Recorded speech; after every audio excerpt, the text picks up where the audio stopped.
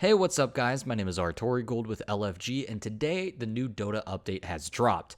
Now, for those of you who don't know, I'm a pretty big fan of Dota. I've gone through some TIs, I've been playing it since the old Warcraft 3 days, so this is pretty exciting for me. So for this video, I want to go over the new update. I haven't seen anything yet except for what's in front of me, so I'm pretty excited about. I'll make sure to give you guys my first thoughts and impressions. So yeah, with that, let's go ahead and get into it. I can only assume this is the new hero. It's called the Mistwoods update. And what we have here is Hoodwink, ranged, nuker, disabler, and escape. Always at hand, troubles afoot, adopted at home, crossbow. So I imagine it's probably, kind of an annoying ranged hero. It looks like maybe it could be some sort of support. I don't know if it's a carry. We'll go ahead and see what we got here. Oh my goodness. Acorn shot. Fire an acorn at target which bounces, slowing them and dealing bonus damage. Can be ground targeted to create a tree, but the added bounce would be lost. Well, that's an interesting effect. Right now, this really just gives me Witch Doctor vibes. I'm very interested in what the tree effect is going to be used for. That's very, very strange. On the top of my head, I can only imagine you can use it to maybe block some pathing, but I don't know what else this would be good for. Seems like it does a fair amount of damage. I mean, you'd use this just, like you would a Lich ult or a Witch Doctor ult, so seems pretty good. But if you use it to create a tree, the added bounce will be lost. I don't know what the whole deal with the tree is. That seems weird. I'm not sure how often you're going to be doing that unless there's some new mechanics with trees that's in the update that I don't know about. But I mean, you could use it for pathing. You can use it so you can eat a tango real quickly, maybe. I don't really have much of an opinion over that. Just seems kind of like a damage slow Witch Doctor. A little bit stronger than Witch Doctor, but of course doesn't have the stun, so that's the trade-off. Next ability, Bushwhack. Tosses a net trap. Oh my goodness, I now understand why there's a tree thing here. Yep, it's all coming together now. Ah, I see. Tosses a trap that stuns heroes, and if they are near a tree. So it's kind of like a weird, like, Wind Ranger kind of stun, but it looks like it's actually much easier to pull off because you can create the tree as well. But if you do this, you get a stun, and you kind of can move them a little bit, it like displaces them a little bit. This is a pretty good ability. This could be a huge AoE stun, actually. Oh, wait, it says it has their vision reduced to 0. Well, now that's very interesting. That makes it even better. Yeah, I really like this ability. Okay, so you have the option of doing a really large damage with your Q by making it bounce between all the enemy heroes, or of course you could, use it for the tree effect, so then you can follow up with this and stun everybody, which ultimately would be way better in a team fight than a damage, I can only assume. Stunning is usually always good. So this is really good. This already makes, I think, this character kind of a contender for Wind Ranger. Like, Wind Ranger is a strong hero. I say that begrudgingly. She's not the best because, she relies a lot on skill shots, but this looks like it's much easier to pull off. I mean, I'm looking at that circle AoE, and it is huge. So, yeah, that's going to be a pretty reliable stun, I can only imagine. We're going to have to try him out in game, or her, I'm not really sure. All right, next ability, Scurry. Oh, this is a passive chance to evade physical while near trees. When activated, gain bonus movement speed, phased collision, and tree walking. So I'm getting real Wind Ranger vibes. That's really good. So it's basically like Wind Ranger E. You move quicker, not as quicker. You have some dodge chance, but not 100%, I can imagine. I'll have to look at the numbers. But the trade-off is you can go right through trees, which makes it even better for escapes, depending on where you are on the map. Yeah, I really like this hero so far. It's pretty great. I'm hoping the ult is like a big damage thing, because right now it seems like she doesn't have any damage. I want to confirm. This was a girl, I think. Just to make sure I get it right. She. Okay, yeah. So it is a girl. Okay. Let's look on the alt here. Sharpshooter.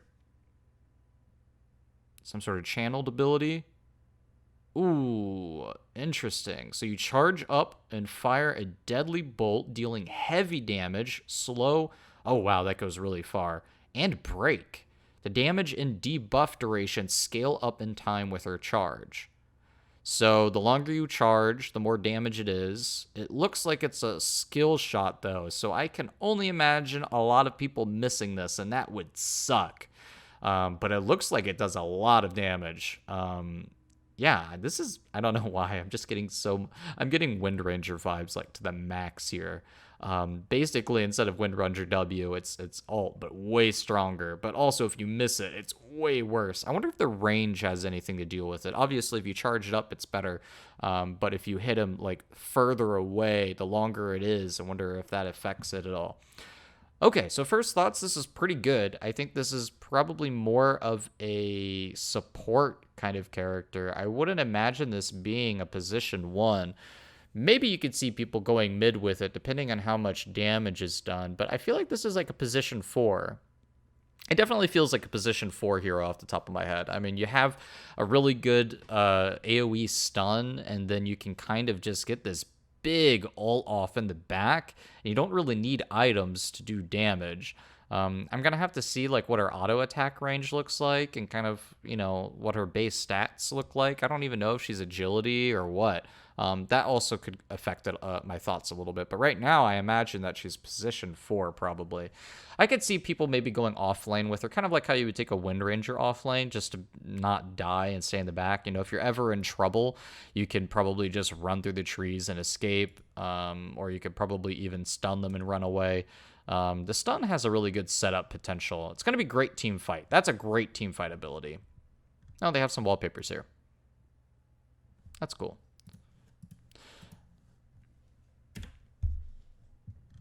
Okay, so, well, with that being said, let's go ahead and see what else the update has here. Added a new item, Aghanim Shard. Costs 1,400 gold. All heroes have their own custom shard upgrade as part of their update, which permanently adds a new... Okay, with that being said, let's go ahead and look at what other stuff we have here. Aghanim's Shards, new item, 1,400 gold. Let's see what the image here is showing me. Aghanim Shard. Oh my god, wait, is this just a whole other ability on top of your Aghanim Scepter? Can be purchased starting at 20 new minutes. Oh my goodness. Okay, yeah, it just literally adds a new ability or improves an existing one. Can only buy it 20 minutes. Gets consumed. Oh, okay, cool. So it doesn't take up a slot in your inventory. That's fantastic. You can now check what the upgrades do for selected hero directly in the UI. Alt-clicking on it will notify your allies. Wait, does this mean that Alchemist can buy these for people as well?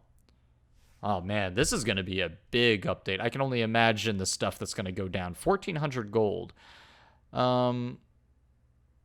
Is this something that you could buy separate from an Aghanim Scepter? Is this like 1,400 gold, I have it, or is this like you have to get an Aghanim's Scepter and then you're allowed to buy this item? I wonder how that works. All right, well, we got some hero changes here. Abaddon. Shield, okay. Duration increased, that's pretty good. Oh, looks like he's getting some solid buffs here, although that's only 2. Still a buff. No longer has 6 armor, now 65 damage. Wow, we're really going to go for offlane Abaddon instead of support Abaddon. 80 damage to 8 armor. I take it back, actually. Oh, that's odd, though. Level 20 is an odd place to put the survivability, in my opinion, because now you get this damage early, and it's going to, like, make you want to go just offlane Abaddon and farm a lot or something. But you do get some buffs to Mist Coil. The 2 is whatever. The all 1 second's really good. These are some solid stuff. Oh, Aghanim Shard causes Mist Coil and Shield to apply the curse stack. Increases the slow. Even has a little bit of a video here that we can watch. Well, all around, Abaddon's better. I'm not sure why they're moving the damage and armor around, because I personally prefer Abaddon in a support position. I mean, his heal and his shields are amazing, but this seems kind of odd that they're putting the damage and the 15 talent and swapping it with the armor. maybe they're trying to promote more aggressive gameplay, but I feel like the 6 armor is actually better for playing aggressively. Sure, you don't have the damage, but with the armor, you're allowed to go in there and apply the stacks more and things like that. So that's a little awkward to me, but everything else is amazing, so that's really cool. This is pretty good. I mean, I think what they're doing here, I could be wrong, but this looks like a 1,400 gold, very cheap item that you can buy. And if you can get this before you get an Aghanim Scepter, then this could be a great buy for supports. I can only imagine 1,400 gold to get some sort of new thing for a support hero would be a really good spend, and probably could even be their first item, depending on what it does for that hero. Oh boy. Okay, Alchemist, what do we got? Mana cost reduction, sure. Cooldown reduction to 16. That's pretty amazing. You probably just want 1 level of that. You don't need to max it unless you really want the damage. But I mean, 1 level, you're good to go. Damage increased at all levels by 5. Wow, farming is going to be crazy. First damage instant is now immediate. Okay, what are you guys doing here? These are some crazy buffs. Holy crap. Gold bonus cap reduced.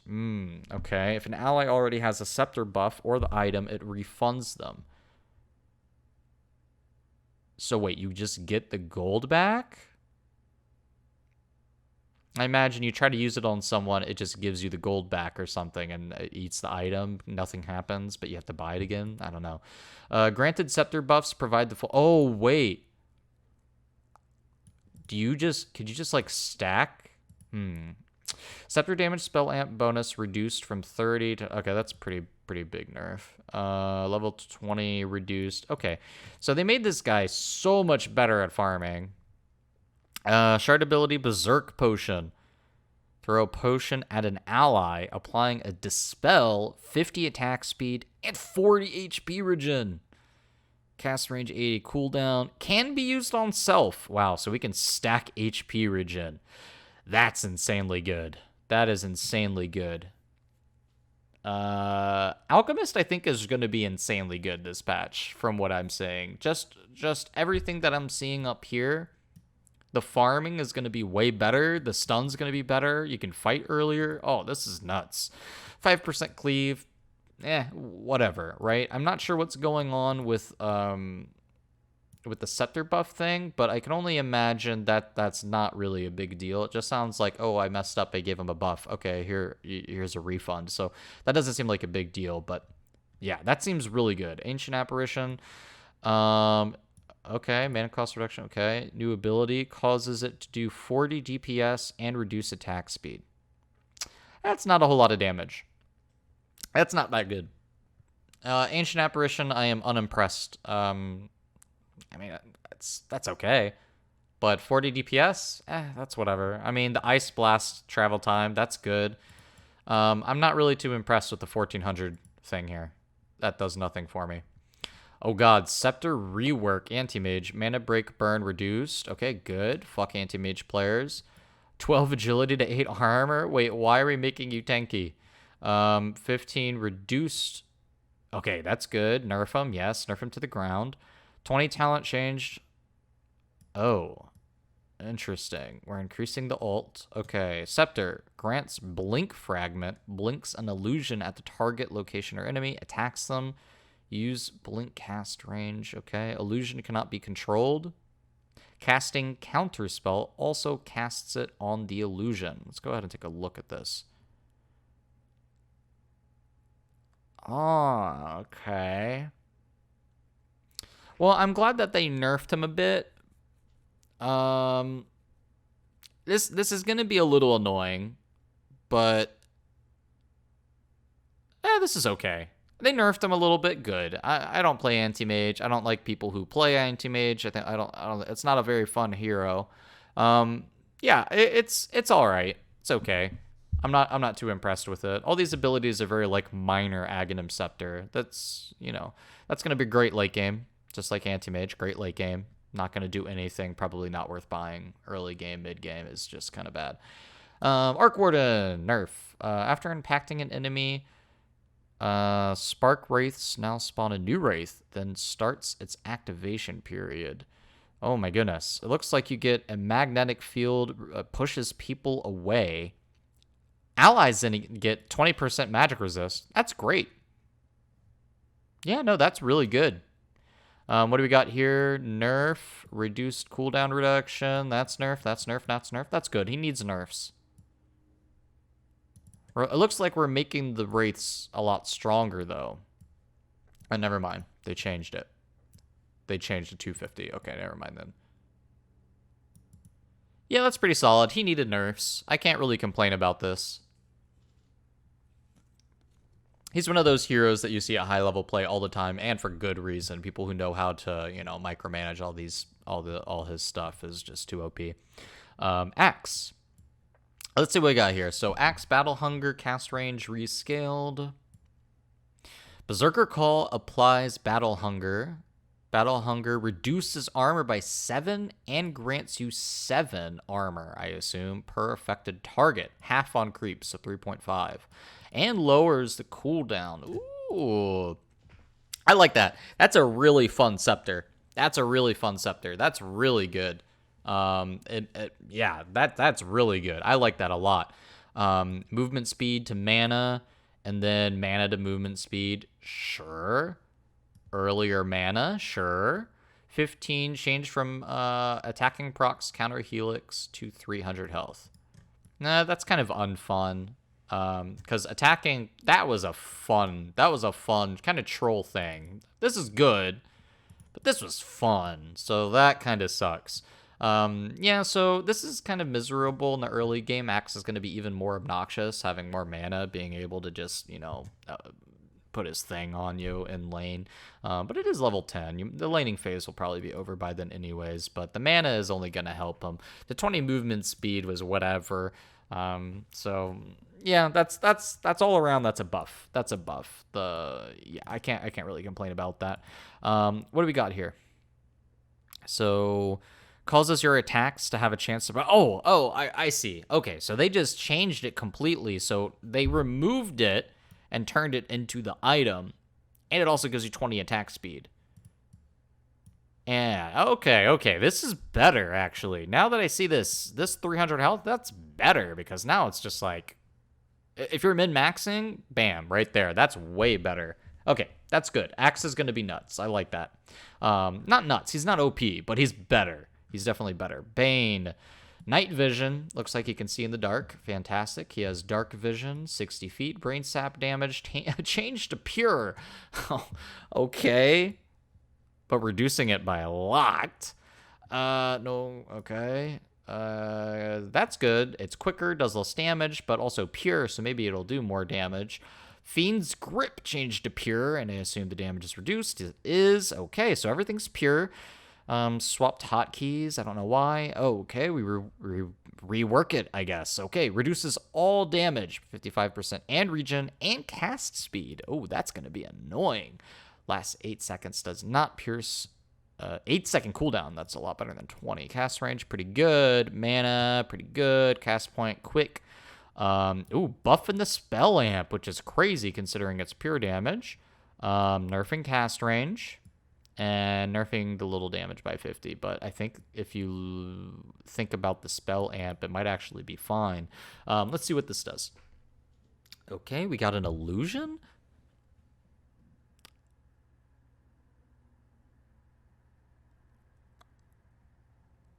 Wait a second. So the illusion does the channel time for you?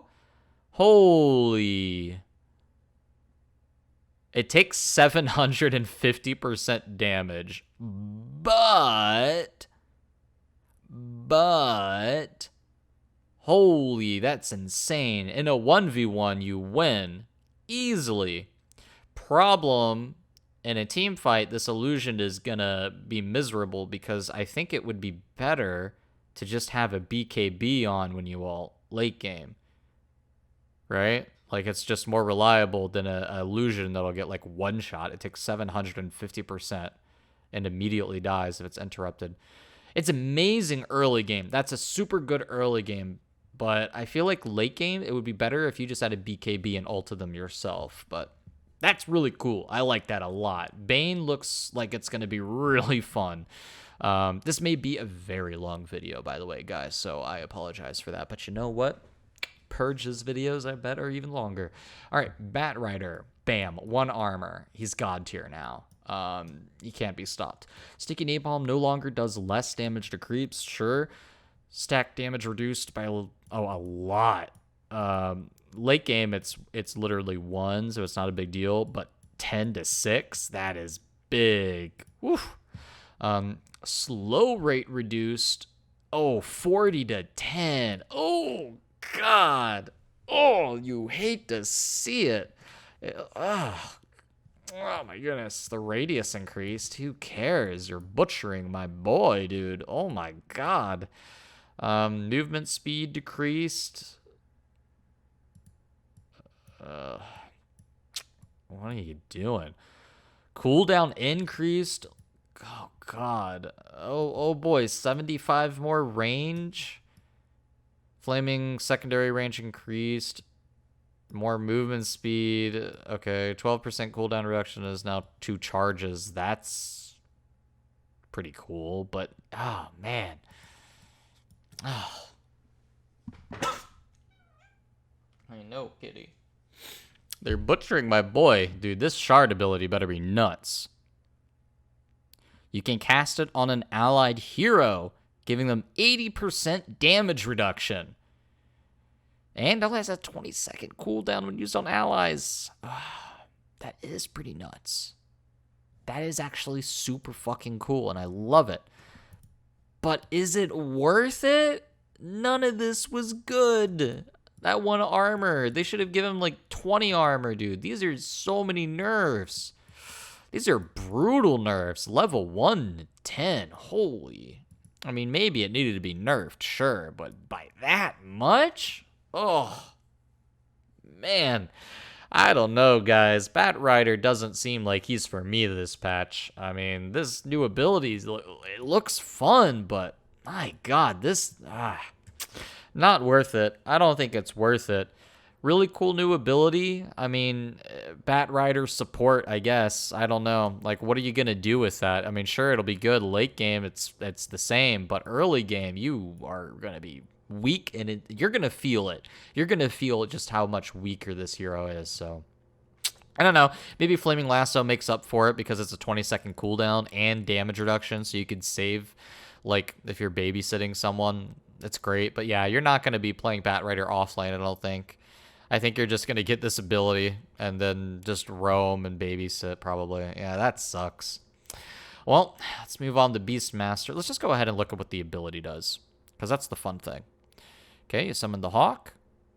Oh my goodness, your Hawk does some stuff. Your Hawk becomes controllable, gains Dive Bomb, channels for 1 second, flies towards a target, stunning them for 1 second. I mean, that's good.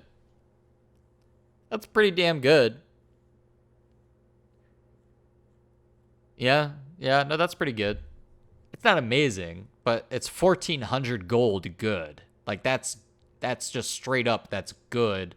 Why wouldn't you buy that? Like, you stun, or, you know, you use your ult, you use your Hawk to just follow up with another stun. You get some more time to try and burst someone down. It's great.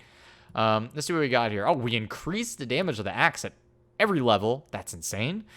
Mana regen, that's really good. More axes, more damage on axes, more mana for the axes. Changed 450 health, the more damage on the axes. Oh my goodness, this is kind of crazy. Oh, you're getting rid of the 100 damage there. 350 health to your units and you. Wow. Yeah, so this is going to make Beastmaster way better in the early game for sure. Especially with this new ability. You're basically going to add a second new stun and engage on someone. The cast range is pretty weak. But the Hawk being invisible, it doesn't matter that much because you can get up close and channel it. Yeah, all around, this makes Beastmaster way better early game. Necronomicon or Puzzle Box or whatever, I forget what it's called. You know how it is playing Heroes of New Worth. But it was pretty miserable dealing with Beastmaster with that item. So, kind of seeing that they're taking a route where he does a lot of early game damage with the axes and mana, so you can just spam that. So he's gonna be a lane bully. He's gonna be a real big bully in the early game, especially with this ability. You're gonna like probably have your Hawk come out from Invisibility and stun someone, then he's gonna Wild Axe you from across the forest, have a pathway open, follow up with an ult, and you're probably gonna get nuked. It's a very strong engage. You're probably not gonna see it coming. And then getting the 350 health is obviously really OP, but that's not until level 25. That's not until level 25, so you don't have to worry about it too much. At that point in the game, there's a lot of other stuff that you probably have to worry about. And Beastmaster's damage and stuff and scaling has kind of slowed down. All around, Beastmaster, really good. Really strong. Can't really complain. Bloodseeker looks like a lot. I think I'm going to start with the new videos. Okay, what do we got here? Blood Rage upgrade. Blood Rage attacks now deal 1.5% max health as pure damage and heals you for that amount. Yeah, can't complain. That's really solid. It's not a lot. 1.5% is not a lot, but maybe we can see people pick Bloodseeker and not use him as a spell damage nuker. Maybe we're going to see people actually attack with him instead of just, Yule's Scepter, Force Staff, Aghanim Scepter. Maybe we'll see some people go for the Shard ability and go for attack speed to get down tanky people. But let's go ahead and see what we got here. Intelligence nerf, that's good. Cost nerf is whatever. Attack speed increased. Blood right damage reduced. Cooldown increased. Mana cost increased. Great. So it looks like we're going away from the spell damage stuff here. Thirst non-hero heal increased, but still the same at the end. No longer provides half heal. Okay, that kind of sucks. Now provides full heal. Oh, never mind. Oh, well, it's heroes, but still full heal. Okay. More risk, more reward. So that's really good. More risk, certainly much more reward with a full heal. Hero heal reduced, not by much though, not by much. Mana cost, I don't know, whatever. Damage increased, early game. Oof. Okay, never mind. So these things make it so he's actually still really good to do like spell damage nonsense. I don't know. This is a weird one for me. I personally love the days back when I would play Bloodseeker and just rush a Radiance and chase people down. That's how I like to play Bloodseeker. But nowadays you got the Force Staff build. You can do the Yule Scepter and put the blood circle on the ground so they get pretty devastated by that when they land, and that's how most people play him nowadays. I would like to see people play him more of the Blood Rage attack speed kind of build, so we'll see what happens. They did buff the attack speed and nerf like the mana and stuff on that, but I feel like this isn't going to change it. The rupture damage has been increased, so that's only going to incentivize people doing it. It's the same late game, but it's still 6% more damage at level 6, so that's really good. All around, Bloodseeker, kind of the same. I don't think he's going to change. The Blood Rage, I don't think it's going to make too many people do a build around that. Maybe at lower ranks, but that's not going to do anything at high ranks. I think people are still going to do spell damage stuff, especially with this, right? Because now you get it even better. Now instead of 5 seconds, it's 4. And now the Rupture damage increase is going to make it even better for ganking early game. Rupture mana cost reduction by literally 200 to 100. At level 6, you're ganking. Like, there's no reason for you to not to gank at level 6 as Bloodseeker. Bounty Hunter. I love Bounty Hunter. Let's see what he's got.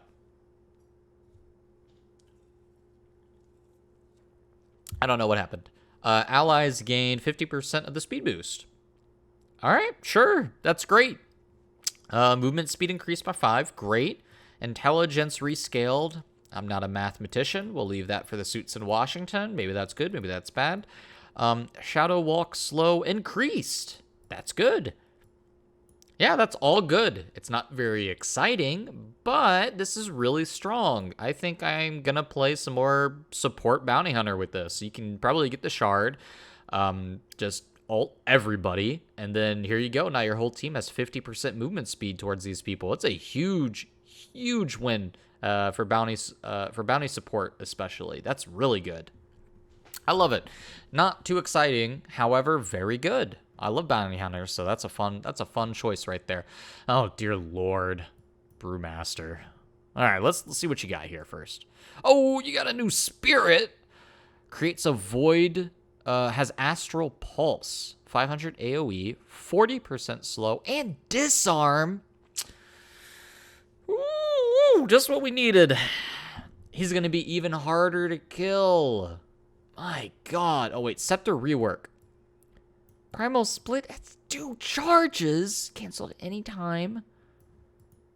Oh my god, dude. What the fuck is this nonsense? You gotta be kidding me. This is broken.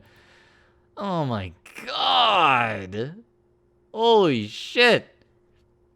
How are you gonna kill him? All this has got to be nerfs, right? There's no way all this isn't like nerfing him to try and make this stuff not seem OP. Oh my goodness. Okay. Agility nerfed.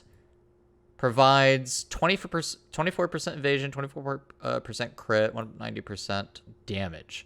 Now be activated. Provides 3 times evasion. Oh my god. Cooldown increased.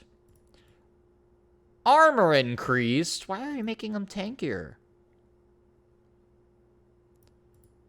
You only changed one thing. You made his health go down 100 at the first level. Who gives a shit? You gave him so much more armor. Who cares?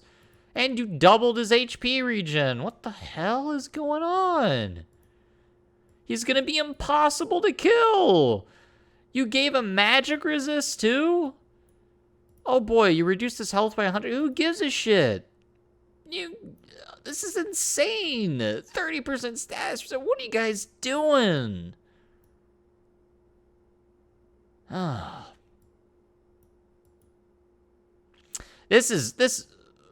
Whoa, minus 65 cooldown to Brewling's gain.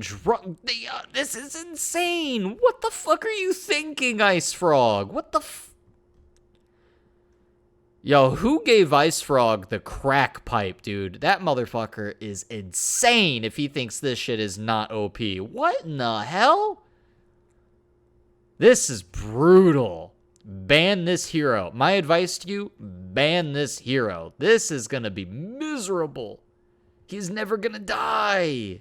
He's unkillable. And annoying. All of his ads are tankier. There's a new ad. The new ad disarms you, can't attack it, and you're slowed. And then you get a Scepter. He can do it all again. He has 2 charges. Oh, you might be able to kill him the first time. Guess what? I'll do it again. And have all my abilities probably reset. I can only imagine you do it a second time, you probably have all the cooldowns again on each of the spirits. Holy shit. You're out of your fucking mind. This shit is overpowered as fuck, dude. Alright, well, let's see what Bristleback has. You fucking bounty hunter. I don't know, like 5 more movement speed. Brewmaster. What? You're tripping, dude. Warpath bonus damage increased. Pretty good. Pretty good. Not a whole lot, but pretty good. Max stacks. And radius increased.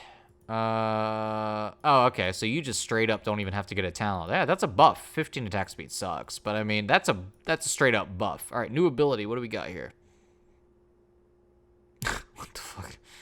Coughs up a hairball. It erupts with goo and 2 quills. That's really good. That's really good. Okay, so the downside, 100 mana. That's a lot for Bristleback. 20-second cooldown. If it's a skill shot, I assume, and you miss, and that's pretty brutal. Upside, everything about this is a great ability. Long range, so if you're chasing someone down, and it's a skill shot, and they're out of vision, bam, you apply that shit, and you're catching up to them. That's insanely good. This is really good. I love it. Bristleback ability, fantastic. A tier. Broodmother, a little bit of a nerf there. Let's see what you got here. Consumes a web charge, and now you can use it to root someone. Yeah, that's pretty good. It's not all that exciting. Yeah, sure. That's good. What's there to dislike about that? Are you buying that for yourself? Yeah. Yeah, probably. If you're doing a lot of solo killing, a lot of split pushing, and they're ignoring you, and someone comes to try to stop you, and you're beating them up because you're ahead and you've been split pushing all game or whatever, you can use this, trap them, go for it, get a kill. Of course, if you were fighting an axe as Broodmother, then you're probably dying to him, I would only assume, unless he's a really bad axe. But yeah, that's really solid. Nothing much more to say there. Stampede. Okay, whatever. 100 to 200. We're buffing the early game. 40 damage to Stampede duration. Sure, okay. What do you got here? Double Edge increases your strength by 15%. Refreshes percent. Up to 5 stacks. Ooh. Yeah, seems like early game you're stronger. Literally double. 100 to 200%. And this ability, you can use this pretty early on with 1400 gold as well. Yeah, that's nuts. I mean, Centaur is not a very good hero. All around he's pretty weak. But this is good. That is good. I love it. Chaos Knight, not much here. Oh, okay, kind of cool. You throw a stun out and you get an illusion. I'm not going to go for that anytime in the early game or mid game, unless maybe you're destroying people. But that is insane. Chin, what do you got here? Let's see what you got. Divine Favor. Allows it to be cast on allies, teleporting them back home. Cast range. Cannot target spell immune. Okay. Divine Favor no longer has an active component. Holy Persuasion. It cannot be cast on already converted teleported. Cast on your own hero. Teleport all creeps to you. More health. A little bit more cast range. Changed the cooldown to 12% slow. 4 units. Changed to 3. 3 charges. I don't think many people are going to play Chen. You might see this at the higher level. Seems pretty good. But, yeah, let's be honest. If you're in a pub, you're playing ranked, you're probably not going to see people play this hero, so I wouldn't even worry about it. But, yeah, I mean, that's cool. Good for him. He still has no Immortal. Probably never will either. Clink's base mana regen reduced to 0. What do we got here? Causes skeleton walk 2 armies. So okay, two people here. We got 8 agility. That's boring, but okay. That nerfs him, but this buffs him at the same time. Side grade maybe. Okay. Pretty unexciting. Some changes, some nerfs here. This is good, obviously. So now you get a second skeleton, but it costs gold. When are you gonna buy this?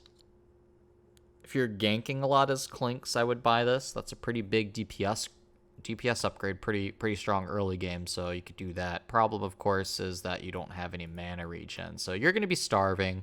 You're going to have maybe an Orchid probably every time now on Clinks, right? Like, when do I mean, Orchid's always been good. Scythe has always been pretty good. But now that you have literally 0 mana regen, I think Orchid is now probably more mandatory. Instead of like getting, I don't know, what would you get instead? You'd probably get something like maybe just pure damage on him, or maybe you would be forced to get something else. But like, if there's evasion heroes, you would get a Monkey King bar. But like, I would definitely just go for the Orchid. I think almost every time on Clinks. 0 mana regen is kind of annoying, almost brutal. You'll probably be ferrying a lot of clarities. Losing the skeleton on level 10 is pretty bad. 8 agility is whatever. It's good, but, it's not fantastic. But this upgrade's really good.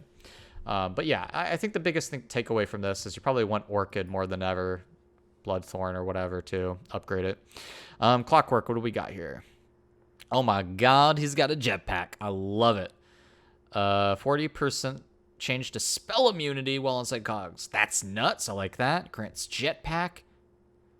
Flying vision, 50% movement speed. You can't turn. That could be a problem. You are disarmed. Not a big deal. casting Hookshot ends this buff. I wonder how long the buff lasts without that. That's interesting. I love it. That's great. And this change, amazing. But, you know, level 25. You got a while before you get that. Crystal Maiden. What do you got? Frostbite. Oh my god. You have Ice Block from Classic WoW. Reduces Frostbite cooldown by 1 second. Wait. You can use it on other people. Okay. Cooldown by 1 second. Allows it to be cast on yourself. Reducing damage by 70%. Allows casting Frostbite while channeling. As long as a valid target is in range. That's amazing. You can use it during your ult. Holy fuck. God tier item for Crystal Maiden.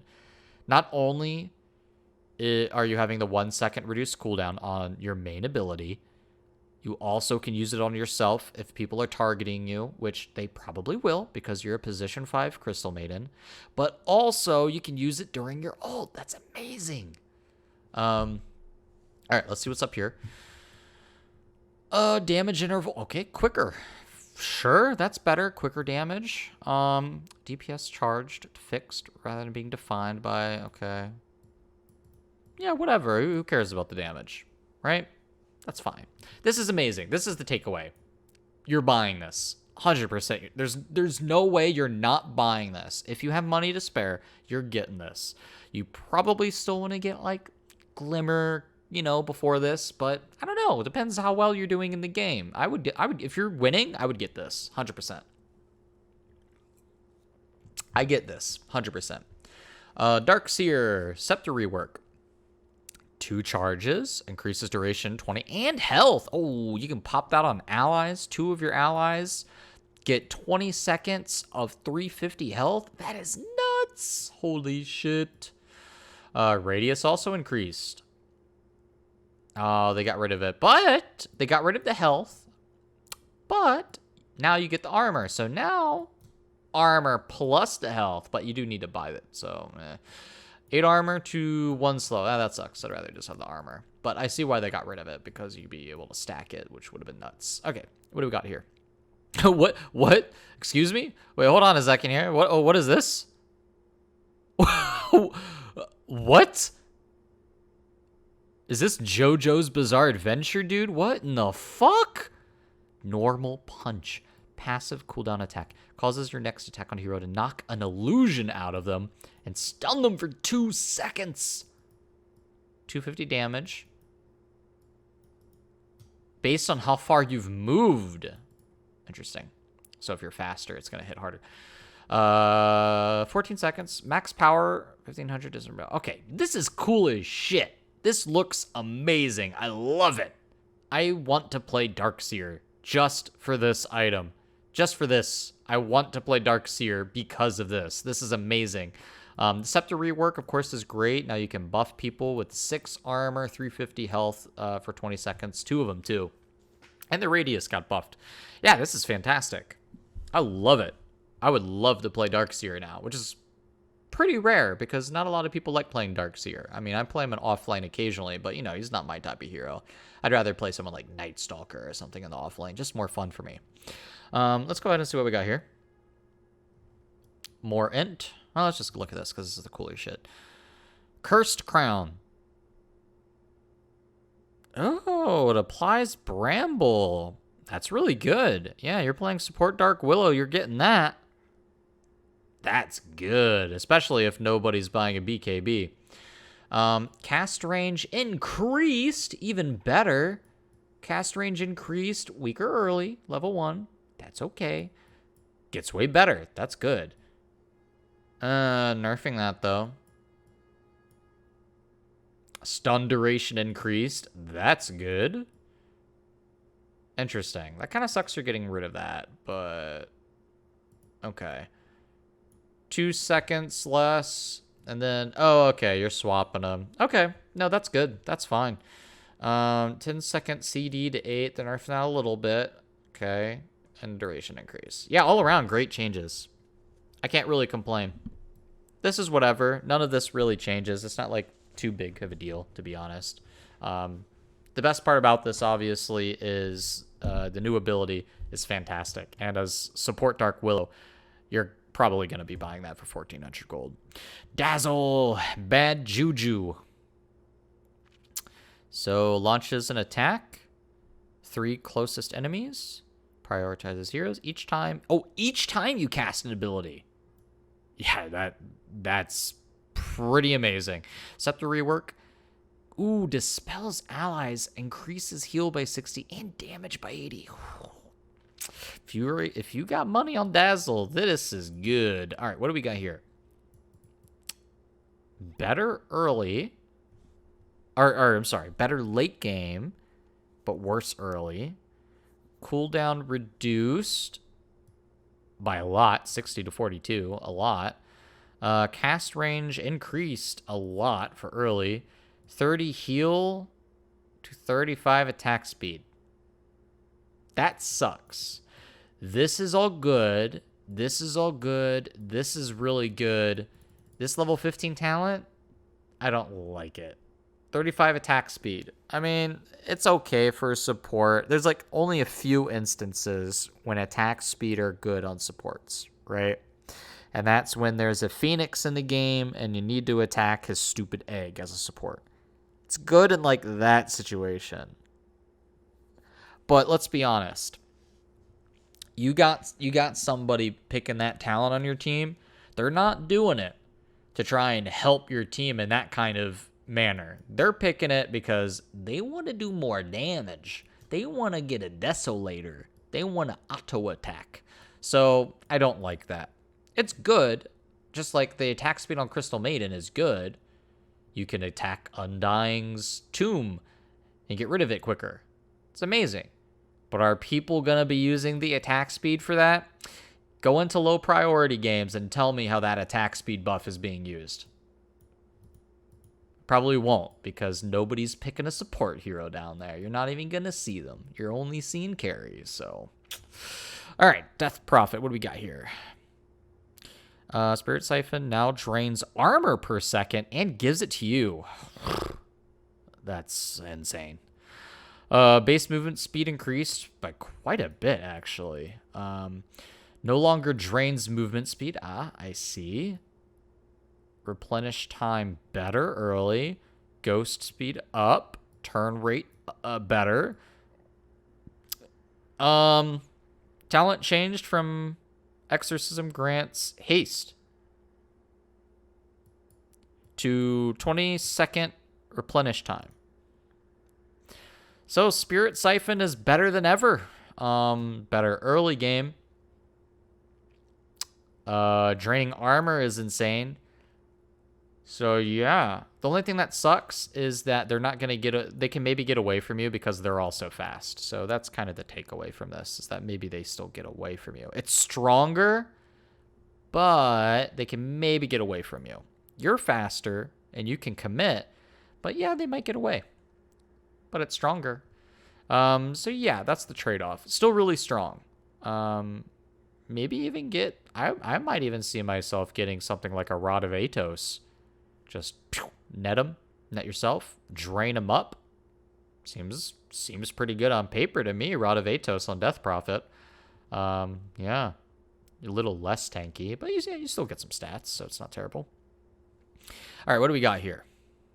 Disruptor, Thunderstrike. Allows it to be cast on allies. Sure. Gives a short 1-second buff. 50% movement speed and 75 attack speed. Wait. Is it only every time it strikes? Oh, I see. So you get a tiny little second every time it strikes where you're just Omega OP. And it'll be on the ally. If you use it on a melee ally who goes in and there's other melee in on it, then it'll buff everybody because it's AoE. Yeah, that's pretty good. It depends on your team, but I mean, that would be really good, obviously, on melee carries. If you don't have one of those, then it's probably not as great. I mean, 75 attack speed is still really good on, maybe you have like a Drow Ranger or something, but like if you want this on a Sven, obviously Sven is using this example. You want to use it on a character like Sven that's going in, or Spectre. And then maybe it'll work on all the Spectre clones too. Ooh. Very good. Yeah, you're going to get that as Disruptor, but only if the team is good enough for it. You're not going to do it on a team that has a lot of ranged. Probably not worth it then. Doom! I love Doom, one of my favorite heroes. Causes Doom to apply Break and reduces cooldown. Oh, that's nuts. Increases the Doom duration. Yes. Oh, what do we got here? Infernal Blade. Stun duration increased. Oh, literally doubled. Enemy is a multiple. Oh, they brought it back. We have the multiple of 3 back, boy.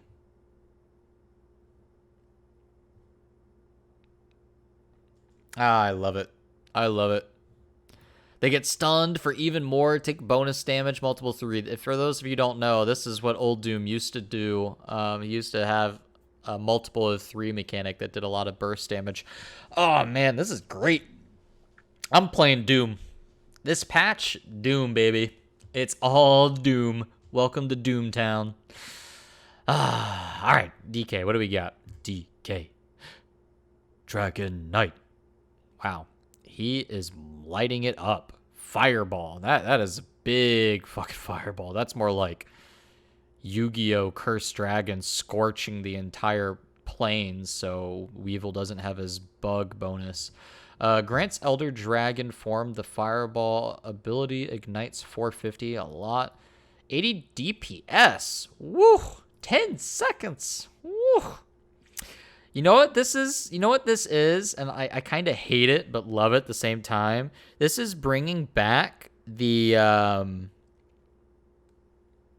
Meteor Hammer build. You know what I'm talking about? If you know what I'm talking about, you know what I'm talking about. The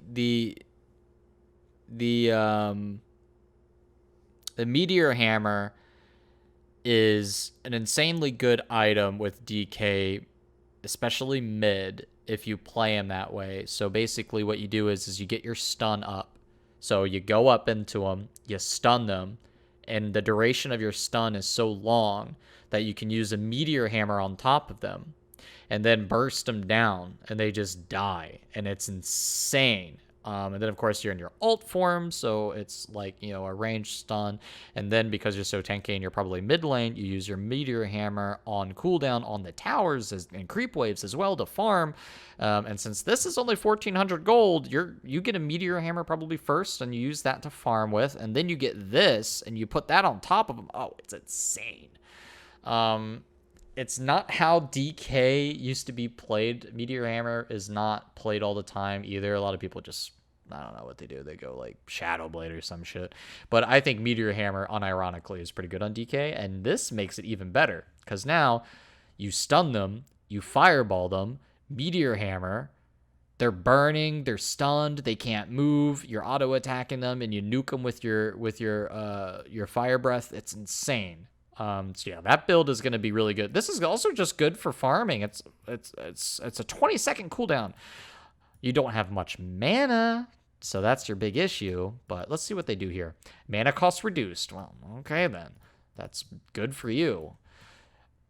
Damage increased makes the Meteor Hammer build even better because you're going to upgrade Dragon Tail a little bit. I don't think you need to max Dragon Tail. I have to look at the stun duration because, you know, I don't play Dragon Knight that much, but Dragon Tail duration or on the stun is usually very long, and the Meteor Hammer, I think you need to get like 2 points in Dragon Tail, maybe 2 or 3. You don't need to max it, but you need, I think, more than 1 in order for the Meteor Hammer build to be like better. Splash radius increased, sure. More health, sure. Yeah, this is great. This is Meteor Hammer build all over it, in my opinion. Drow Ranger, haha, damage reduced. All right, let's see what we got here. Frost arrows. Stacks. Look at these stacks. Reduces the regeneration. Ooh. Oh, what the fuck just happened? Last 7 seconds. If an enemy hero dies with the stacks, they burst. Oh, okay. I thought it was something. So he killed Tidehunter, and that's what did that. That's still really good. Sure, this is a really good pick for people. If you're playing Drow against a really tanky team, you're dealing with, you know, Bristleback, Dragon Knight maybe, whatever heals a lot, Spectre maybe if he's tanky. I don't know. This is really good. And also, if you get the kill, it'll slow the targets. Yeah, that's great. Do a little bit less damage. The slow is reduced a little bit. Agility bonus, rescaled, better late game, I guess, by 1%. Who cares? Weaker at the other levels. Marksman damage bonus reduced. That hurts, but it's the same late game, though. Silence duration. This is definitely a nerf. But maybe better for some people if they want to spam it in fights, if fights go on that long. But most likely the duration is usually the better way to go. But yeah, that's no longer the case. This is cool, but this is situational. This is not something you buy every game. This is only if the team is very tanky. All right, Earth Spirit. Earth Remnant's duration reduced from 2 minutes to 1. That's a nerf. Enchant Remnant can also be cast. Has 5-second cooldown. Stone Remnant. You have vision. And it's not a very exciting change. But it's a pretty good one. Yeah. This is good. And if you're playing Earth Spirit as a roamer, you probably want to get it. You want this. You get more charges. You get some vision. You can use it to kind of see where people are. I don't know. Yeah, that's great. I like it. I'm not much of an Earth Spirit player. This is going to be seeing. You're going to be seeing this. Yeah, that's good. Not much else to say. It's good. People are going to buy it. Yeah, it's pretty solid. Earthshaker reduces the cooldown by 2 seconds and allows for you to walk on it. Whenever you cast a spell, an aftershock effect is replicated throughout the path. Oh, I didn't even notice that. Oh, you're right. Yeah, that's good. Very, very solid. When do you get this item? That's the big question. When do you get this item? Because I can see you getting this item early, but also I feel like, I guess it depends on how good you are with Earthshaker and how bad the enemy team is, but this is nuts. This is really good. If you get a good fissure, it almost incentivizes you to use the fissure first, because you fissure first, and then when you use your ult on top of it, it does an aftershock effect on it as well. So that's interesting. So now your rotation, so now maybe you're blink daggering and fissuring instead of blink dagger ult. But I don't know, the blink dagger ult is still so reliable that maybe that you just want to do that. But I could see it being different depending on what you're trying to do. If you're min-maxing, you fissure first, I would imagine. Yeah, this is great. This is solid. You're buying this. There's no way you don't buy this. It's cheap too. You probably still want the blink dagger first, but this is still really good. Maybe you don't get blink dagger. Maybe you're doing so well, you fissure people, and then you walk a little bit on the fissure, use your W, just like that. You walk up to them, then you can ult, whatever. Yeah, maybe that's how you engage. If you get a really good fissure, this is great. Elder Titan. Echo Stomp. Ooh, interesting. When do you use this? When do you get this? I'm not much of an Elder Titan player. It's good if you're with a lot of stacks and you have a lot of base damage, because as you know, Elder Titan can do a ton of damage early game, late game even, maybe if you're scaling pretty well and you have a lot of, if you're doing really well, you know. But when do you want this? Because most of the time late game, if I get a slam off like that, I would imagine I ult right on top of it. It's good. Situational. If you're doing a lot of damage and you have a lot of, stacks or whatever for your damage with the ghost, then that's probably really good. But I would imagine that you want to ult, and the teleport might mess you up a little bit with your ult, so you got to be careful with that. Ember Spirit, what do we got here? Oh, it looks like your Fire Remnant does DPS now. Dying or killing a hero also leaves a remnant. This is really good, especially if you're going spell damage with Ember. You get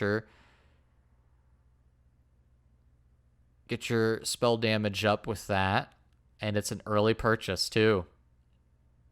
Oh, it does not stack, though. Oh, that changes things. I thought maybe they would stack. What? This is a weird one. It's good, and if you have a lot of farm because you're mid-Ember Spirit, it's definitely worth getting because you're probably going spell damage build anyways. But it doesn't stack. I imagine late game, this would be the last remnant you use, so you can ult on top of it pretty easily. It's great if the enemy team is really grouped up. It's a ton of damage on top of them, but you're losing the ability to kind of ult away safely sometimes, you know, because you're going to get a kill maybe.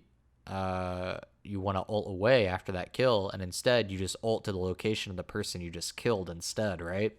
So it's kind of a double-edged sword. I like it. People are definitely going to get this pretty early, especially if they go the normal route of just, not the cleave crit build or whatever, but the spell damage route. People are going to get that for sure. Enchantress, what do we got here? Oh my god, adds 3 oh my god, they're just going to permanently follow and heal you? Holy shit.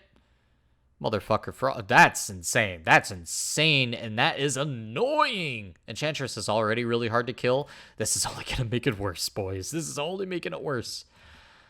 Some changes there, so it's weaker early. I like that. Upgrade no longer grants attack speed, but it now launches an attack on the 3 furthest enemy. Oh. Yeah, I think Enchantress is back on the menu, boys. I don't know. That seems strong. That seems really strong. She's going to be so hard to kill, dude. That's going to be annoying. People are going to be picking this hero. 100%. Be prepared for that. Black Hole. Black Hole now does a non-interrupting pull towards its center. So it's not a stun. It doesn't stun them. It just pulls them. Oh, I see. Like, look at Juggernaut. So you get a little baby black hole. This is situational.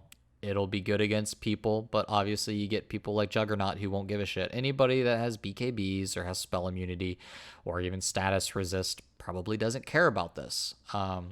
Good early game, but, wouldn't it be better to just farm as quickly as possible for your other items to make you better? Your Refresher, your Blink Dagger, your so-and-so. It's good. Situational. Not great. What do we got here? Not a big deal. Reduce the cooldown to 14. That's pretty big buff. Yeah. Better stun. That's crazy. Nerf on the cooldown. Oh, they changed the stun to pulse radius. No, this is good, though. Having the stun early, that's really good. I think having the stun earlier makes Enigma way better, because around level 10 is when Enigma is probably going to have the Blink Dagger, depending on the farm. So that's going to be even better, like, power spike, essentially. And this is really good, but situational. I'm not buying that unless the enemy team is really, no beekeep, you know how it goes. If there's like an anti-mage on the team, he's not going to care. He's just going to blink out. Like, people who can just get out of it, like a Slark is going to jump out of, stuff like that. It's not going to matter. Faceless Void. Okay. Oh, whoa, hold on. Remains castable after landing. You will reverse your time back to your previous. Oh, it does not change health the second you use. This is a big debate. This is amazing.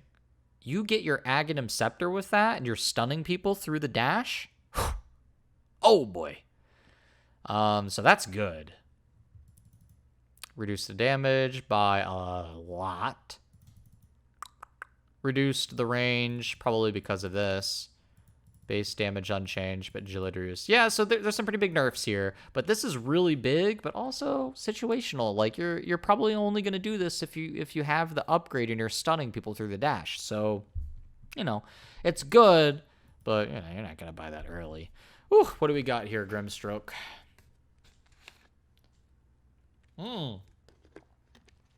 Grants ink over. Covers the target in ink, slowing attack speed. Oh, 240 damage. Cast range pretty good. Mana cost, all that pretty good. Yeah, this is a great debuff. This is really solid. You're definitely getting this against carries that attack pretty fast and don't have a BKB. Yeah, that's pretty solid. I would get that as Grimstroke. I would get other items over it, though. I would probably want to get Depending how I'm doing with Grimstroke. You know, usually if I'm doing well with Grimstroke, I'm going like a Dagon or something.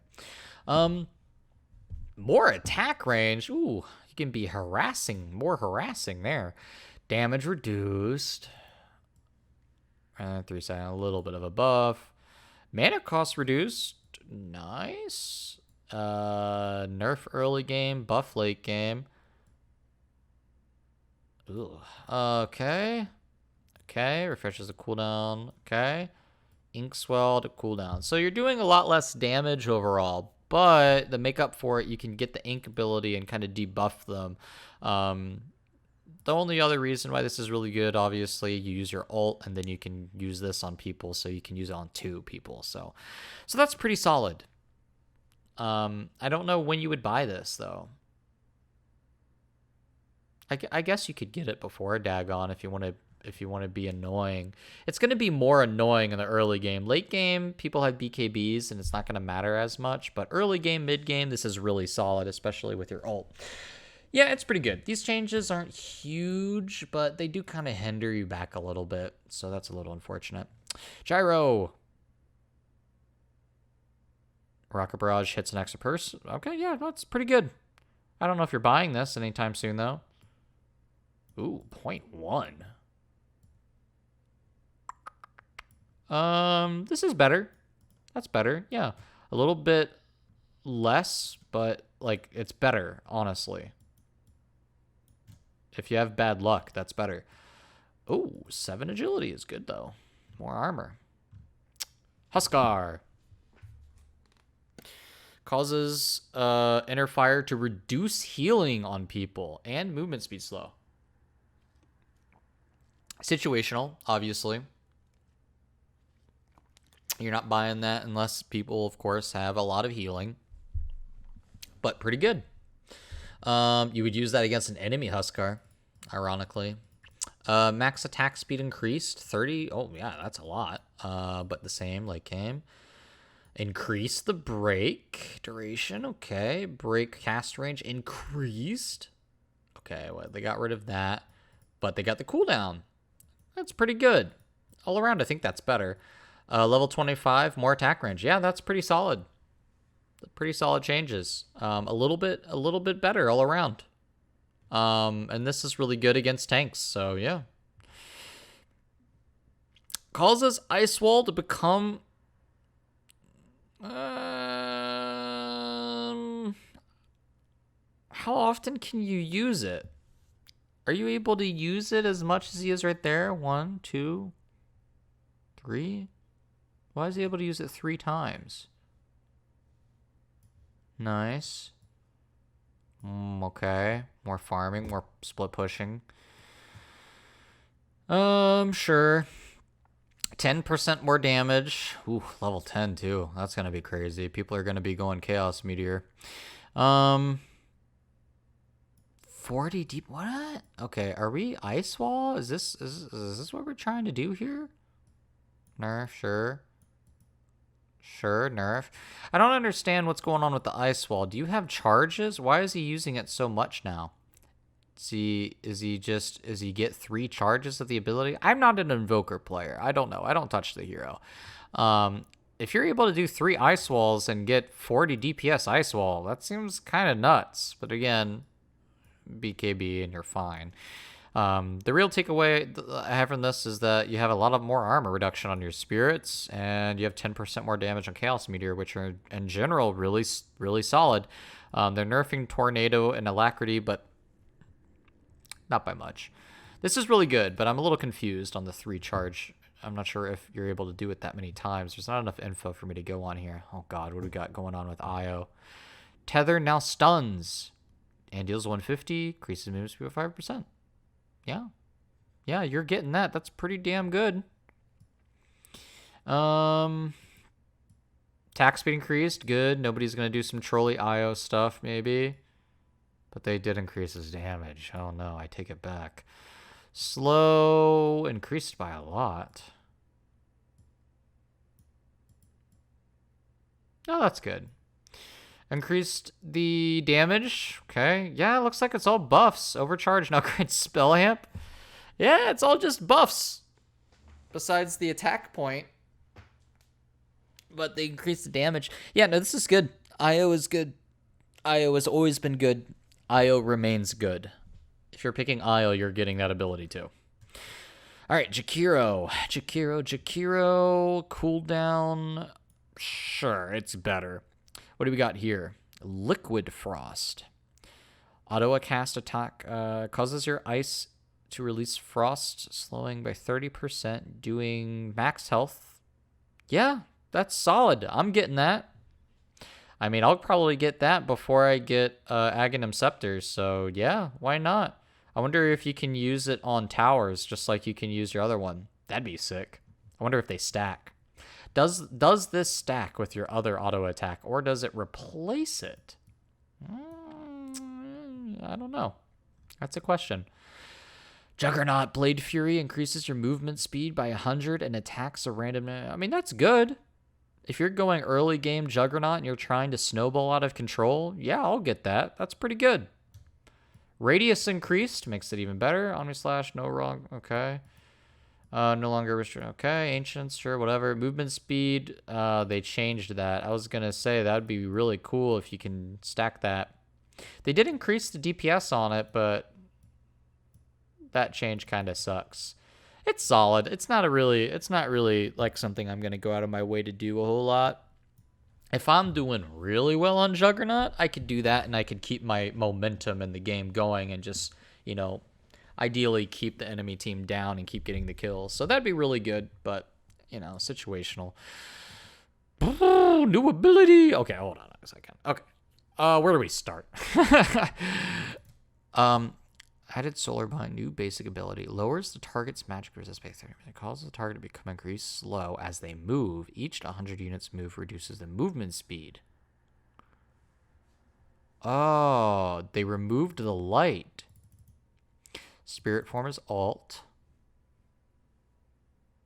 You get your blinding light only in alt again. That's back. Okay, I'm used to that. You get the recall. Illuminate no longer requires channeling. Okay, Scepter now grants Will-O-Wisp. However, instead of a stun on a flicker, it applies movement speed manipulation that pulls units inward.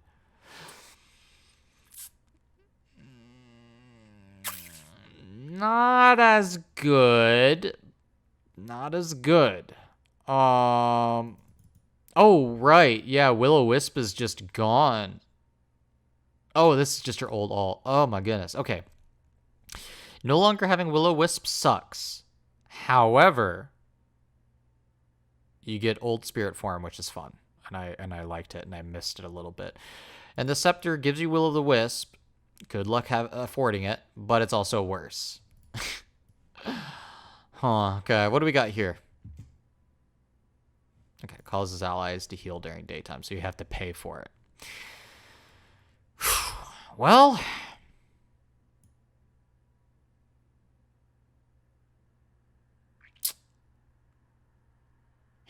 Chakra magic can no longer be cast on enemies, too. Well,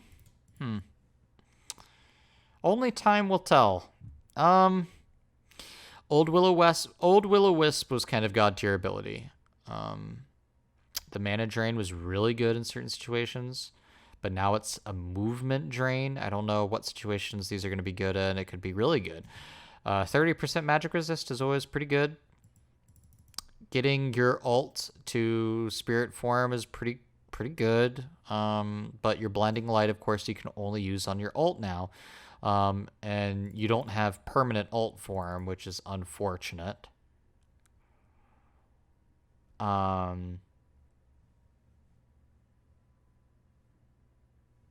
What's the duration on your ult? 40 seconds. So yeah, you got a 30 seconds, so you have to wait for it even at max rank. Yeah, I think it's overall worse. I mean, I enjoy having the old alt back, but it is worse. The movement stuff is an interesting new mechanic, but it feels worse. And this is good, I guess, if you want to play. I mean, he used to have that, but now you have to pay for it, so... I don't know. It seems worse, but time will tell. Maybe the movement speed is really good. Especially with the 30% magic resist. But overall, I think it's just more situational now. I don't think it's as... Because Keeper of the Light ult was just so good, the stun from Will-O-Wisp. But now it's kind of like, now you have to pay for an Aghanims to get it, and it doesn't even stun. So it's like kind of worse. I'm not too impressed with it. First impression is not impressed. Okay, Tidal Wave. That's pretty cool. Yeah, that's cool. That's really fun. I like that. That's funny. It's interesting because like when are you gonna get that?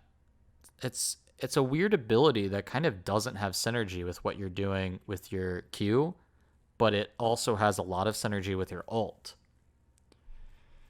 So obviously you use your ult and you push them into it a bit, but you already have your X marks the spot that you would most likely use for that. So when would you get this? You get it if you're really bad with X marks the spot, but how do you be bad with X marks the spot? Its range is insane if you I mean, I don't know. This is a weird one though. It's cool. It looks cool. I see where it would be good. I see the potential here. But at the same time, you have X marks the spot. This looks like a luxury thing. It's a luxury buy, you know, if you have nothing else. While dueling, gain... Oh, overwhelming odds is recast. Oh. That's pretty good. That's pretty good. I like that. Nerf and Nerf. But that's pretty good. When do you buy that? Not before a Blink Dagger or whatever. You know, I'd probably still buy a Blade Mail Blink Dagger over that. But this is a really good luxury buy. Really strong. But you're not buying that early game. Leshrac. Grants Nihilism. Grants you temporary aura. Causes you and all of your enemies to turn ethereal. Preventing them from attacking. 30% more. Oh, but wait, this is... Oh.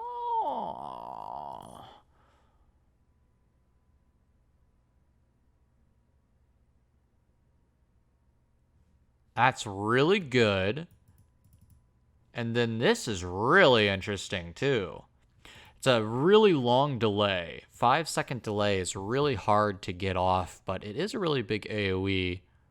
You know what would be good with this? Unironically would be Keeper of the Light. Or maybe even Kunkka pushing him into it. This is really good. If you can get people grouped up, this is really good. Keeping people in the same spot for 5 seconds? Pretty difficult, though. Lich. Oh my goodness, this is amazing. Grants an icicle, slowing enemies, and allows you to bounce to it. Can cast shield on it, as 300 health, and you can kill it. This is amazing. 60 frosted at 90. Oh, I love it. I'm playing Lich, dude. That's dope. That is dope. I am playing the fuck out of Lich. Boy. I love it. I love it. Lifestealer. New ability. Replaced open wounds with frenzy. Passively causes attacks to slow enemy movement speed. And gives you attack speed. Sure. Yeah, that's kind of good. Nerfed that. Buffed that. But you no longer get attack speed, but you get this instead. Yeah, no, that's insanely good. Nerfed. Nerfed. Yeah, that's fair. Late game, your mana cost. Sure, that's fair. More slow. Yeah, sure. That's great. Chasing people down. I love it. Allows infesting enemy heroes. Attacking them inside. Enemy heroes gain no bonus. Doubles self-regen. Increases cast range to 500. That's amazing. I love it. Provides attackers with 50% lifestealer for all damage dealt to the target. That's a luxury buy. I love it. But this is also really good and probably... Oh, man, this is hard. These are good items. These are now good items. These are things you want to buy. Aghanim Scepter was not something you always bought on Lifestealer. Kind of trolly. Now, this is dope.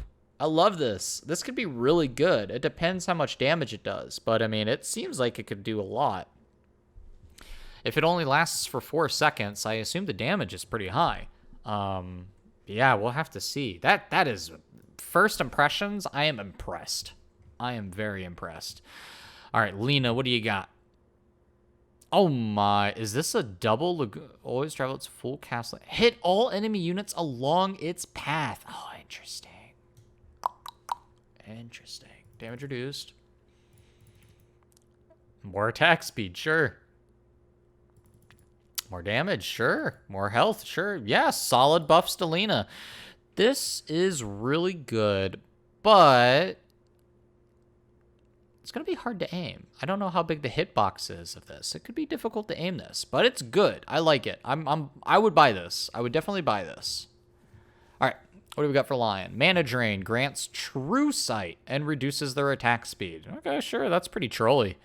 That's really annoying. You want to be really annoying? There you go. You got some invisible people on the enemy team? You can pick Lion now. Use that on Ricky, Bounty Hunter, whatever. That's good. Who cares about agility? Cast range increased. Good. Good.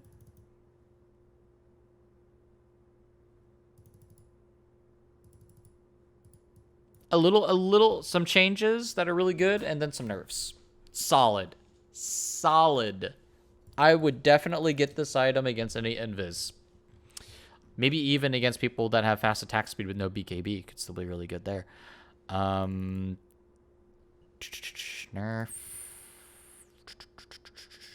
Oh, buff. See what we got here. Buffs allies, 20% movement speed, 60 attack speed. Yeah, that's good. You could get it for your bear, right? Counts for your bear, right? Yeah, that's good. When do you buy this? I don't know. You're probably going to buy some other stuff for your bear first. This is more of a luxury item. I would get this later. It's good, though. It's definitely good. Allows Lucent Beam to be ground targeted, increases the stun, and makes you... Oh, this is great. You're buying this if you're chasing some suckers down. More agility. Oh, percent is now flat. Okay, better last hits early game, but less damage late game. More night vision, better for chasing. Damage reduction. There's some nerfs here. But this is good. Night vision is good late game. And you can use this to even scout. And 1,000 night vision to scout. Early game, you're last hitting better. Late game, you're hitting a little less. That's the downside. Late game, your carry potential is not quite as much there.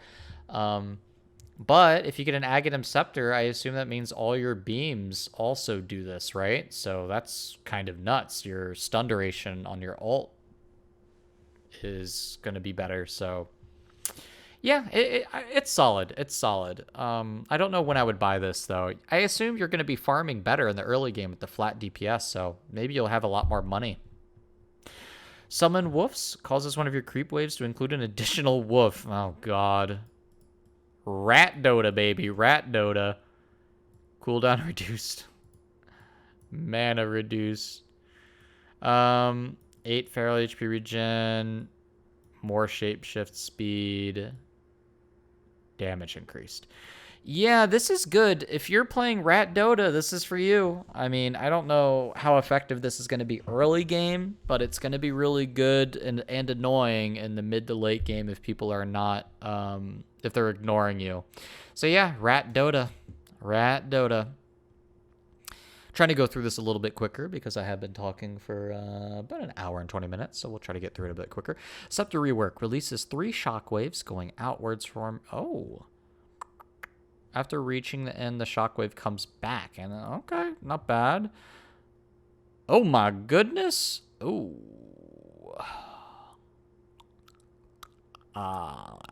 Yeah. You need people to group up. Well... Magnus has got you covered. You get the Scepter, you bring him in with the 3 shockwaves, you follow up with the Horn Toss, you push him around with your charge, you got your ult. I mean, oh my goodness, Magnus is good. Less damage, though. That's unfortunate. Less cleave. Stun is up, though. You're doing less damage, but you're more CC. But also, this does 150 damage, too. Yeah, no, this is good. This is all really good. Magnus is going to be really good. Mars. Invulnerable soldiers in front of you while bulwark. Oh, interesting. We're getting bulwark, actually. Some usage out of it. Soldiers move alongside your hero, deal full damage with the bonus 75. Enemies can only be attacked by one soldier at a time. And 20% slow. That's cool. Leaves a fire trail. I'm not buying that first, that's for sure. I'm definitely buying that after Blink Dagger and stuff, but that's good. It's not a bad buy.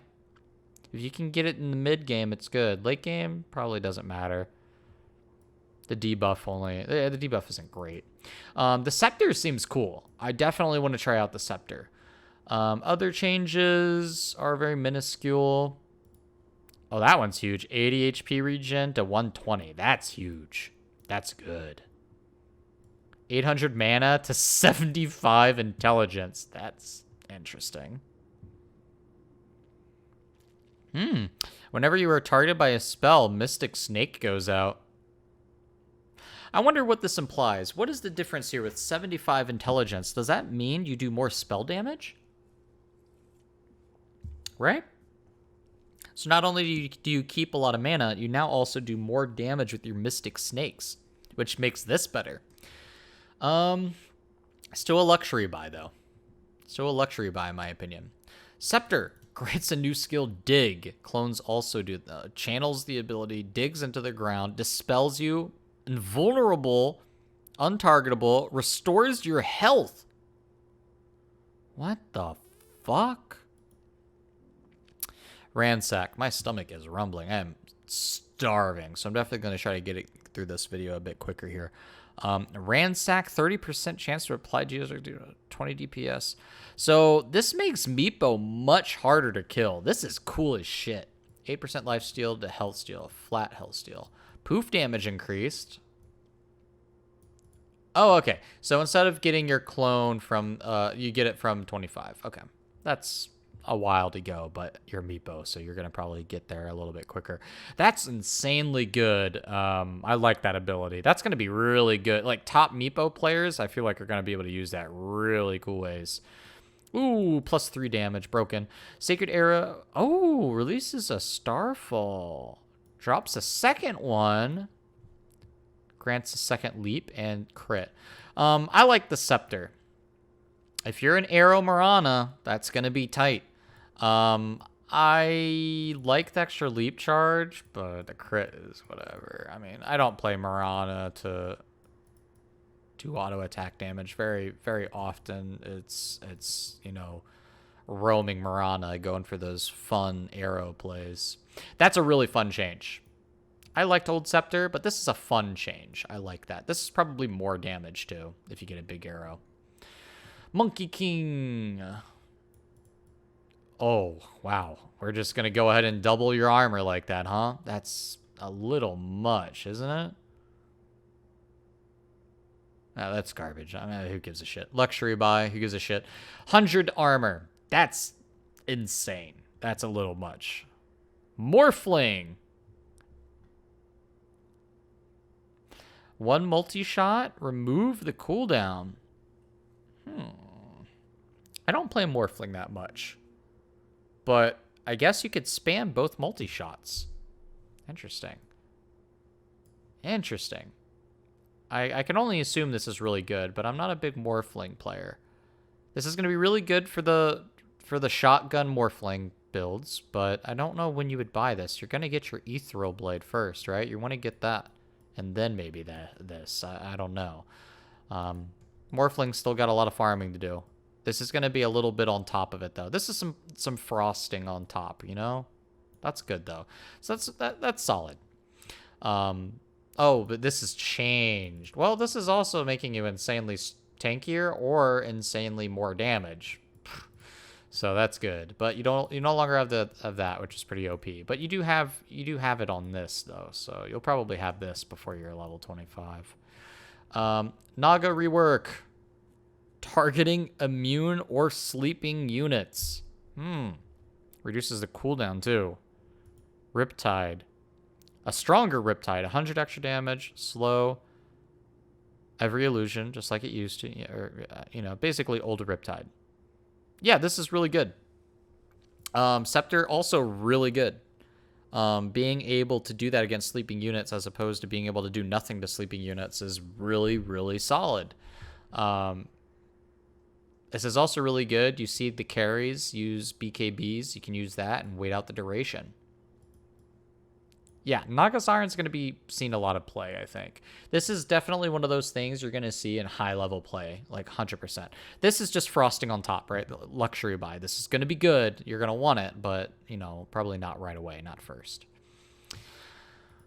Base damage reduced. That kind of sucks. I guess they attack quicker, so that's kind of nice. Bounce reduced. That sucks. Lowers cooldown. That's good. Entangles all enemies it hits. That's really good. That's really good in a fight. Maybe you're using this to fight instead of farm. Yeah, you're definitely using this for fights instead of farming. That's nuts. More treants. That's good because they are kind of weaker. And more damage. That's good because they're weaker. Sprout.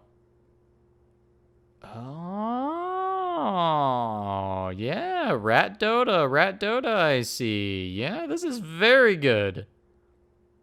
Oh, they're greater. Wait, these are stronger than normal. Ooh, yes. Admiral Bulldog is going to appreciate this, I think. That is nice. Ooh, new ability, Deathseeker. Oh, is this a bounce? Deathseeker spawns a death pulse towards... Oh, okay, I said death pulse. Target enemy, dealing 50% more damage, causing it to spread a normal death... It's a death pulse that creates another death pulse with 50% more damage. Yeah, that's really good. When am I buying that? Second item, maybe. After my boots, after my first item... I could see myself getting that. That's good. Night Stalker. Here's my boy. Oh, no more movement speed. Unlucky. 4 armor is good. Oh, no lifesteal. Oh, well, you get the movement speed. Okay, so you're faster, but later, which sucks because the movement speed is like best at like level 10 because that's when you're doing stuff and that's when you're like more effective. So that's unfortunate. And the lifesteal is honestly probably better than the 10% movement speed at level 15. What do we got here? Hunter in the Night. It's a little bit laggy.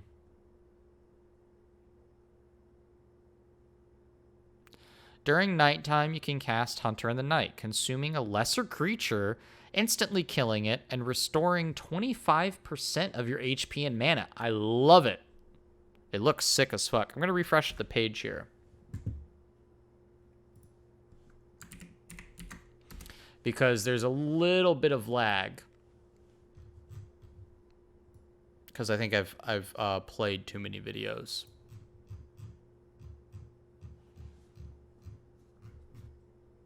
I love this ability. This is going to be really cool. If you're roaming a lot as Night Stalker, this is going to be fantastic. If you're doing well as Night Stalker, I'm going to be buying that because he does have some mana issues, especially when you nuke a lot of people with your Q and W and stuff. This is great. I love it. Problem is if you get this, there's a lot of items that Night Stalker needs to buy in order to remain relevant. So I as much as I love this ability, I don't know when I buy it. I have to be doing really well to buy it. I'm not going to buy it if I'm behind ever, I imagine. Maybe I could just because it might make me farm quicker, but... It really depends how my GPM is doing, you know? So this can be a little situational, but I love it. It looks cool. It fits Night Stalker very well. I love this ability. It has more uptime. But it's only during ult, though, or, your nighttime or your ult. So there is a downside to it. What do we got here? Vendetta. Reduces their magic resistance. And makes you have max speed. It's pretty good. If you're playing offline, maybe you get this as a support. I don't know. It's pretty good. This is good. You get more mana, and your damage is increased. Yeah, this is probably more of a I'm supporting kind of thing. It's good, but I don't know if it's going to keep you, like, if you get a Dagon, it's good, right? But, like, how many people play him that way? Do people still play him that way with the Dagon? I feel like most people go Meteor Hammer, right? I mean, it does make Meteor Hammer good still, but I mean, I feel like the 20% magic it's definitely better and more damage with a Dagon, but I feel like more people still just go Meteor Hammer. I don't know. It's good. It's solid, but like, I'm definitely not buying this anytime soon. That's like, yeah, way down the road if I have money. Ogre, more damage. Oh, first damage immediate. I love it. Mana's bad. That's not good. Mana reduce. That's good. That's good. 20% bash. Oh my god, I'm going attack speed. Let's go. Hand to Midas. Fire shield. Huh. Launches fireballs at the attacker when they attack. You can use it on allies. I love it. This is great. I love Ogre. This is amazing. There's so many new things I can do with this. The bash sounds hilarious, especially if I'm going to go Hand of Midas. That's going to be really good synergy there. And this sounds amazing. You're definitely buying Fire Shield. There's no way you don't buy a Fire Shield. Like, this is amazing. It can be multicast. I mean, why would you not get it? Can be multicasted. There's no way you don't get this. Oh, that's so good. All right, what did they do the Omni Knight? Yeah, okay, whatever. Like 2 more seconds. Grants Hammer of Purity auto attack. Causes your next attack to do bonus pure damage. Oh, and you're a heal. Oh, I love it. I love it. Oh, I'm playing offlane Omni Knight. This shit sounds fucking hilarious. I love it. 150% of your base damage, dude.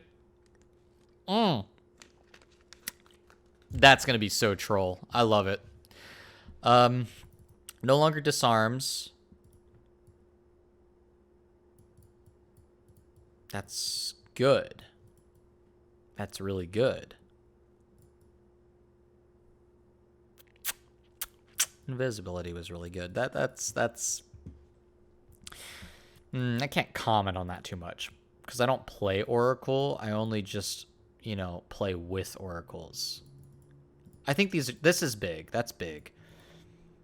Oh, I see. They just changed the invisibility to an item. I mean, yeah, you probably want that. I mean, the invisibility is really good. When are you buying it, of course, is the issue. Oh my god, they renamed Outworld to Outworld Destroyer. Why? This is a lot. Swaps your current life and mana. That's really good obviously for him. I don't know why they renamed him, but okay. Agility, whatever. Okay. Cast range increased. That is going to be god tier change because it was always so miserable how bad the cast range was. That's god tier change. More than double at rank 1. Bonus reduced by half. Ooh. You know what? It's weaker. I get it. But the cast range change is worth it, I think. It's worth it. There's a little bit of compensation going on. It steals mana. Doesn't increase your current mana.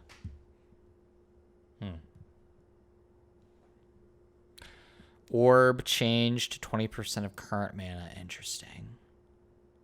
0. Oh, that's a nerf. It's not terrible though. That's you can work with that. That's big. That's a big buff at least. 14%. You could probably just go rank 1 and nuke every 6 seconds. I don't know. No, you don't want to do rank 1. I mean, one point is all you'll need for the damage to be maxed, though, so it's really good. But the problem is you'll have 6-second cooldown on it. No provides is okay. Base damage increased a little bit. Okay, this is really good. There's some nerfs here, but the big takeaway is the cast range is no longer absolute doo-doo trash tier. So now playing him and starting with your astral, like that's insane. You can do that early into the fight. You don't have to worry about it. I love that change. But everything else got a lot of nerfs. The only thing that seems really good, obviously the orb damage got buffed, so that's really good. But maybe it's not a buff because they worked around a lot of the mana stuff going on here. So maybe the math, you know, like I said, I'm not a I'm not going to do the math on all of this stuff. So maybe this is just 14% might seem like it's a lot more damage, but it really isn't, depending on how the mana stuff works out. But I can say this. This is a really solid ability if you need more survivability. I mean, that's solid. You don't really have to worry with mana on that character. So all around, I like the changes. Even though maybe the damage might be weaker, the range, I absolutely love it because it felt so terrible having so little range. Roll up.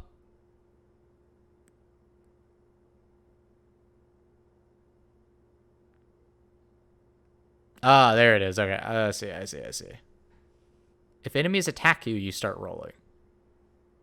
That's fun. I don't know how good that is. It's good against magic damage. I mean, it makes it's like a BKB. Maybe you buy that instead of a BKB early game if you really need to. Yeah, that's probably what you do. You give you magic immunity for 4 seconds. Yeah, it's a very cheap BKB.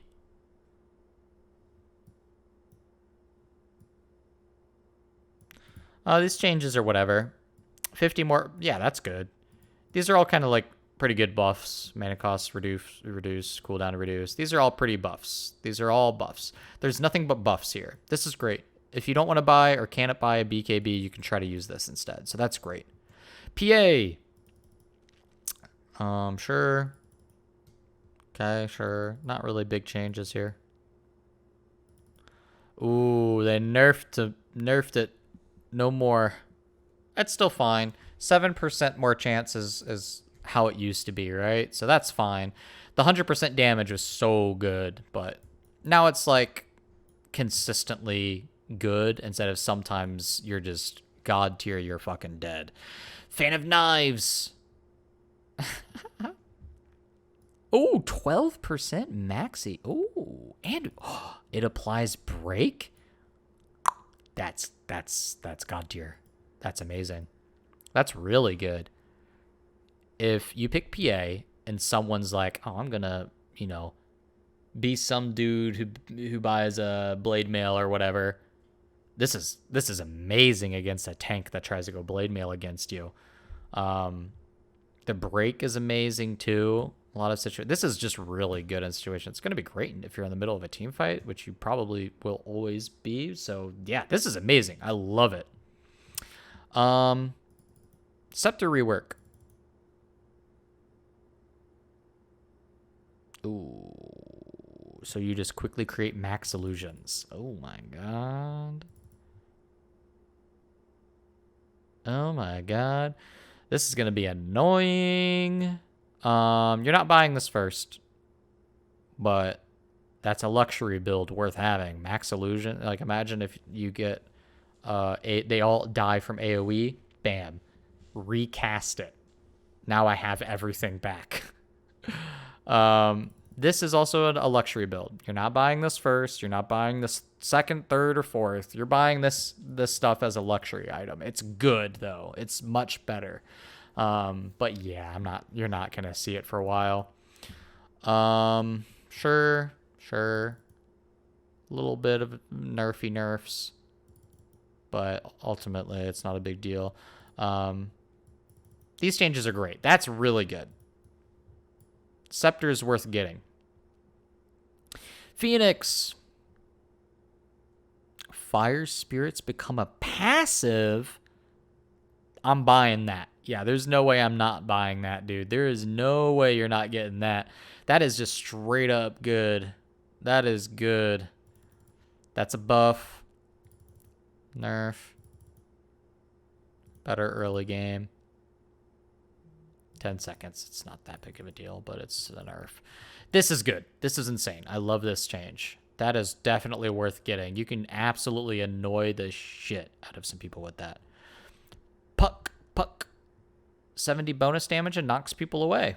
Reveals invisible and words. Now that's actually very interesting. I like that.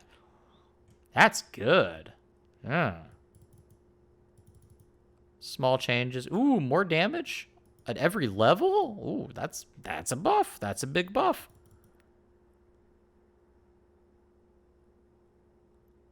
More stun. That's a buff. More stun. More damage. More damage. Less AoE, but more auto attack. Yeah, Puck is going to be a lot stronger. Those are all really good changes. Oh, we reworked my Scepter. Rot radius. Oh, God. That's kind of nuts. That's kind of insane. More tank, but less strength. More magic resist. Works really well with the Scepter. But no more rot damage here. But you do get the slow, and you get a big hook damage. You're getting a Scepter, though. Scepter sounds really good. Targeting an ally would dismember, swallow them, and heal them. Wow, you get that as the shard ability. Yeah, this is nuts. Pudge is going to be so much better. I mean, I'm not going to be playing him anything other than position 4 probably, but that's insanely good. Yeah, I love that. I love these changes. Double life drain? Oh, wait. For every 1.7 channel on an enemy, another life drain is just created on a random hero plus 200. That's amazing. I want to play Pugna with that. I'm definitely doing that. Oh, wait. Oh, you can do more than 2. It just keeps going. Oh, dude, can you imagine? This is going to be insane. Oh, Queen of Pain. I love Queen of Pain. Little buffy buffs, little buffs. Ooh, 200 damage. That kind of sucks. The fear was OP, but more damage. Sonic Bloom, deal damage. And silences. Ooh, that's really good. Hey, kitty. So you could buy this. Blink, silence. If you're doing really well, you buy this. Keep doing well. And then you even have a little bit more health here with your strength buffs. Not having the fear sucks, but now you have this. That kind of makes me want to go Aghanim Scepter with that change, or maybe even cooldown reduction. But it's level 25. The fear was so OP. Not having the fear hurts, but this is a cool change. This makes it so you can just try to snowball yourself to a win. But the fear makes it so you were able to scale super well. But now you're not going to be able to do that.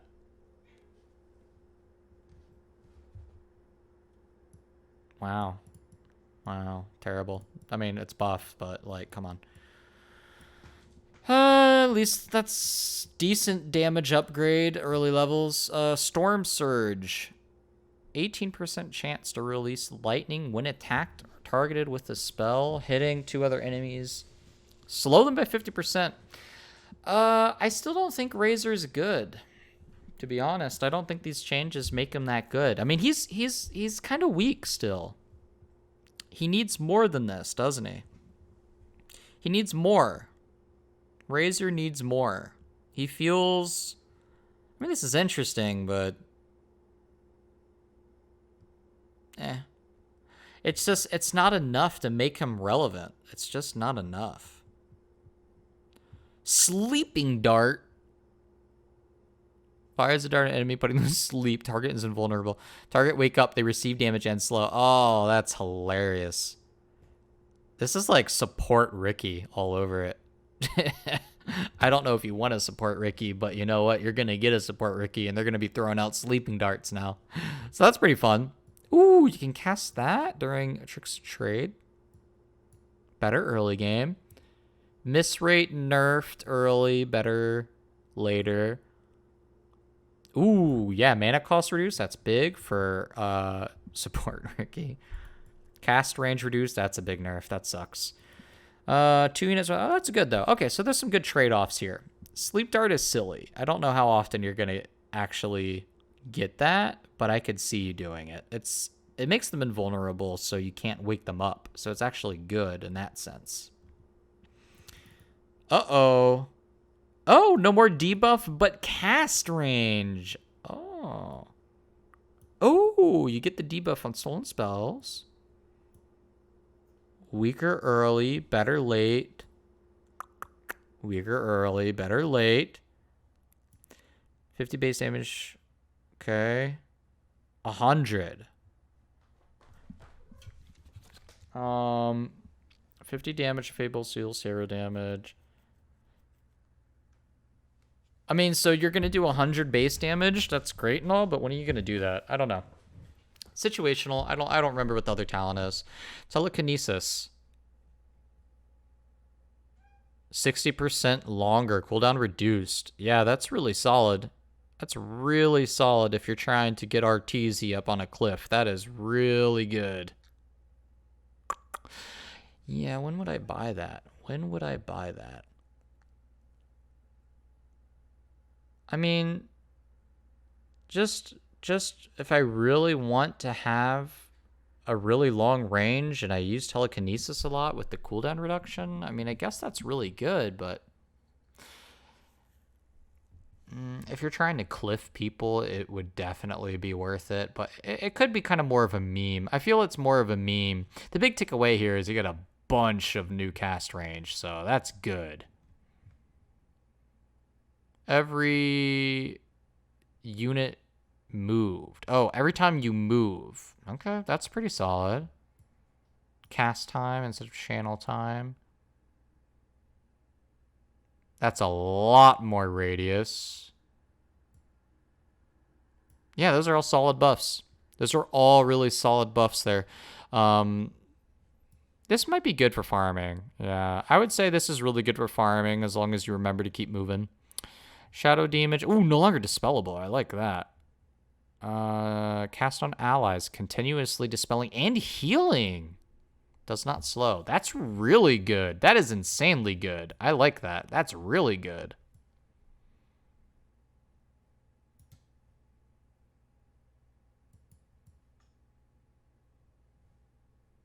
Okay, that's good. Shadow Demon is still probably not going to be played that much, but this is still really good. But you're going to be using it on allies more than enemies, I would imagine. This is still really fucking good, though. I like that a lot. Shadow Fiend. Oh, God, more Spell Lamp Purcell. Yeah, that's good. People going to be buying that. You're going to be seeing Shadow Fiends mid with that. 100%. More damage late game, yeah. Nerf. Shackle creates 4 wards. Yeah, you're buying that. There's no way you don't buy that, right? The wards last 8 seconds, so even if the thing gets interrupted, your wards are still there for the fight. Yeah, you're buying that 100%. I'm buying that early. I love it. Glaives now bounce. Yeah, that's really solid. I don't play much Silencer. I mean, you could try to go DPS on Silencer. 50% your attack damage. That's still really good. Yeah, I can't really complain about that. That's solid. Ancient Seal debuff now causes other debuffs applied to last longer. Ooh, this has a lot of potential. You combine that with like Venomancer or maybe even Shadow Demon's thing. The stuns are longer. Oh, that is brutal. That is really good depending on who's on your team. That is nuts. Corrosive Haze. Oh, that's really good. Yeah, I would get this. This is a really good luxury buy. I don't know when you would get this, but you would get it after a couple items. I would see you getting this as like your 3rd, 4th item, you know? This is really solid. You get a big stun. That's huge. You don't have to use your ult on everybody, or try to use your ult on everybody. That changes only by 2%. I'm not... I mean, these are all nerfs, but this kind of makes up for it, because you're definitely getting that. This kind of makes up for it. Fishbait. Throw it on enemies, reduce their movement speed, and True Sight. True Sight's always good. Pounce on an enemy, you will be rewarded with 50 attack speed.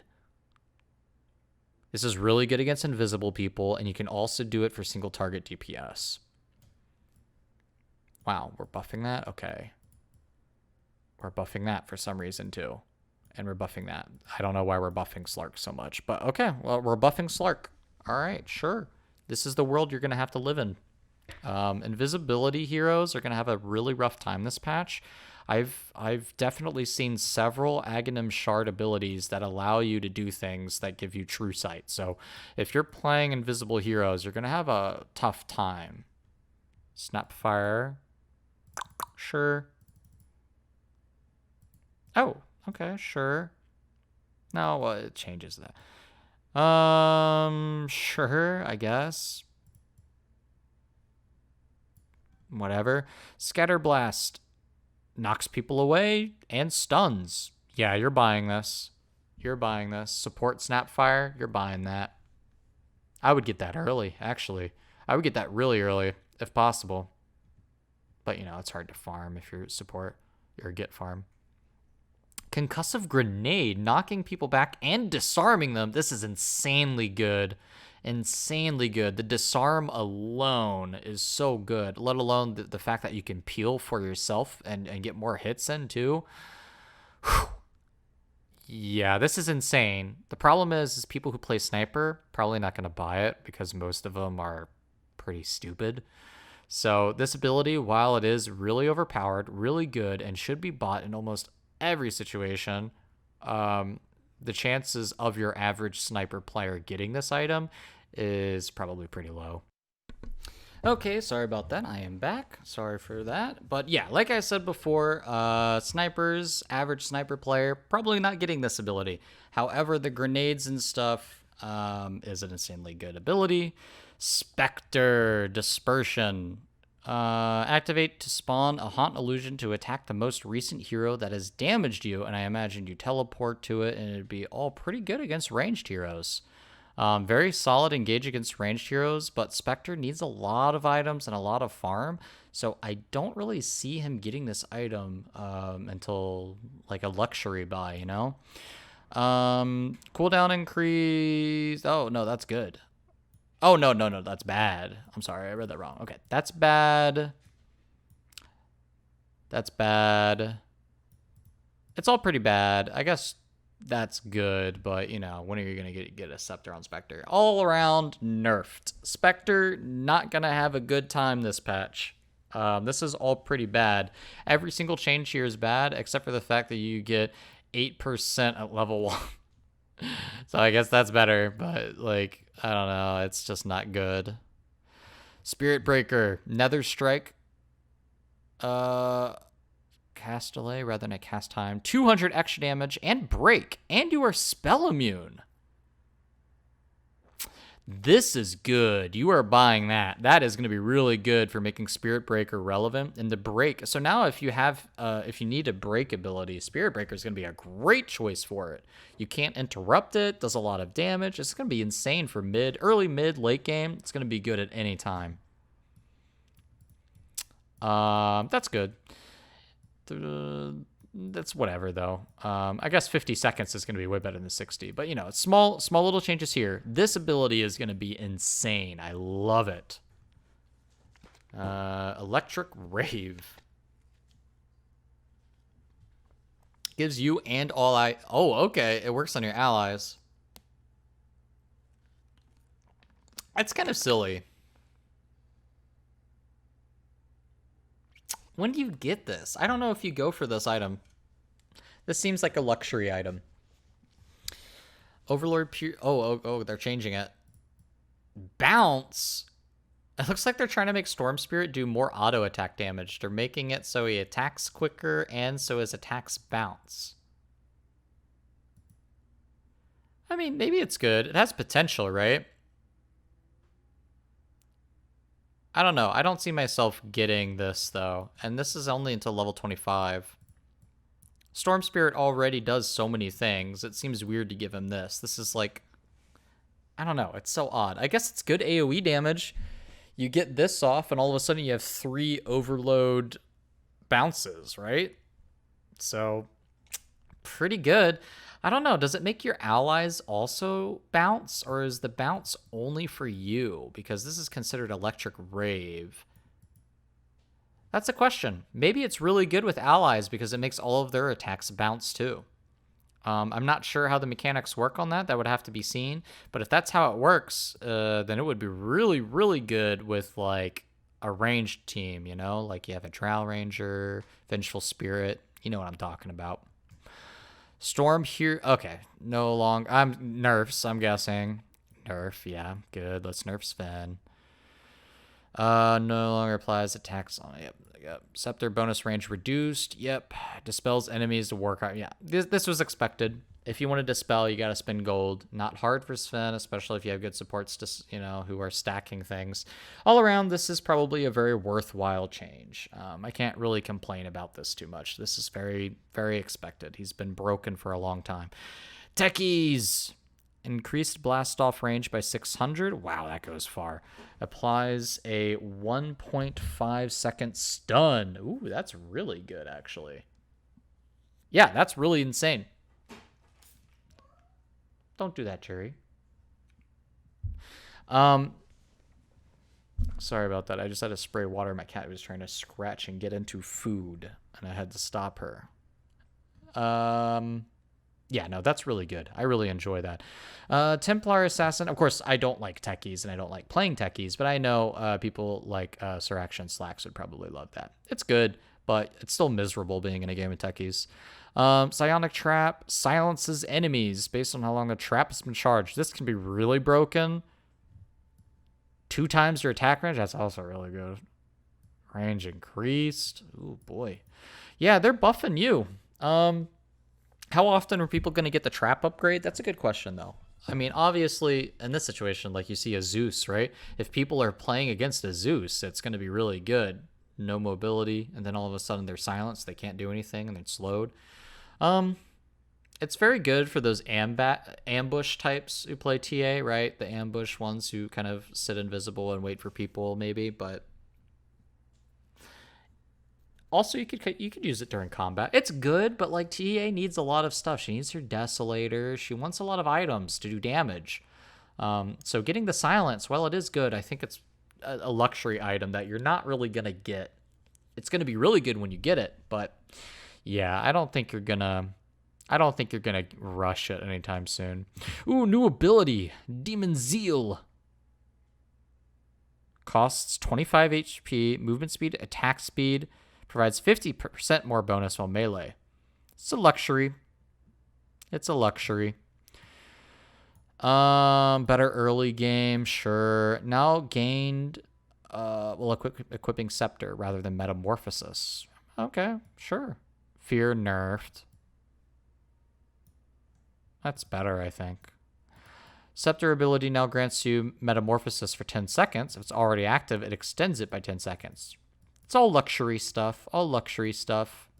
It's good, but it's a luxury. You got other shit to buy. You got other shit to get first. Anchor Smash. Ooh, it affects buildings and does plus 90 and 1 less second. Ooh, you want to split push Tidehunter? Here you go. You want to farm more Tidehunter? Here you go. Wow, increase the damage block of Kraken Shell. More movement speed. Less damage on Gush, but that's okay. You get mana regen, so you can spam Anchor Smash. You get early mana regen, which is earlier pressure, but you kind of miss out on 3 mana regen, which would have been nice. But now you do more damage. Yeah, this is cool. I like that. I would definitely get that, especially if I'm doing really well as Tidehunter. I see myself getting that. It'll help you farm more too. More health. Yes, that's... Oh, God, yeah. Timbersaw with more health. Oh, man. I can't find any reason why that could be terrible. Flamethrower. Flame in the direction. Applies debuff 75. Slow. Sets trees on fire and eventually dies. This is kind of cool. I love it. Yeah, Timbersaw is literally like, yo, Monkey King, where you at, boy? And he's gonna look for you. I love it. I hate how tanky Timbersaw is, but I like shit like this. That's like DPS stuff. What I hate about Timbersaw is how tanky he is. I hope they nerf it. If they make him just damage and stuff, I'm fine with it. That's buff. Speed buff, independent. That's probably a buff. If you're good, it's a buff. Cast animation, reduce. That's a buff. It's all buffs. Problem is I don't know why they decided to make him do way more damage, more range and speed, and then more damage. But then you know what? Let's give him some more health too. If there's one thing Timbersaw doesn't need, it's more survivability and more health. More damage is cool. I wish that they gave him all these damage changes, but then nerfed his armor, health, regen, and all that crap. Tinker, upgrades your laser to a shrink ray. That sounds hilarious. Laser bounces once. Oh, it can do other people. Defense matrix. Oh my god, it's Diva. Targets an ally, applying a barrier, blocks 200 damage, 40% status. Holy shit. This is going to be insane if you have a good melee carry. Wow. Shrink Ray seems like really hilarious and good, and Defense Matrix seems really good.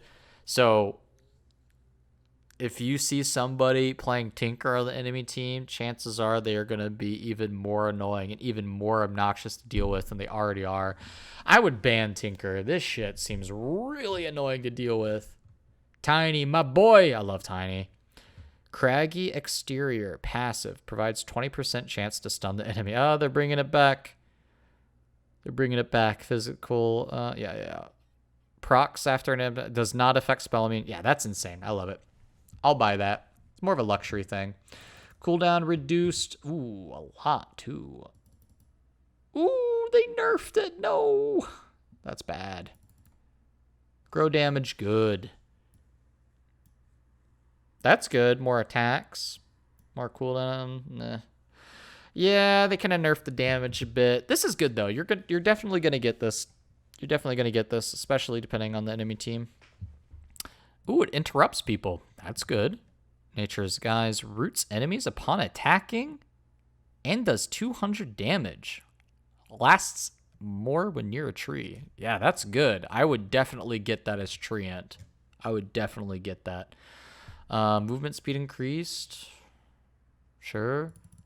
Dispels enemies. Oh boy, not this shit.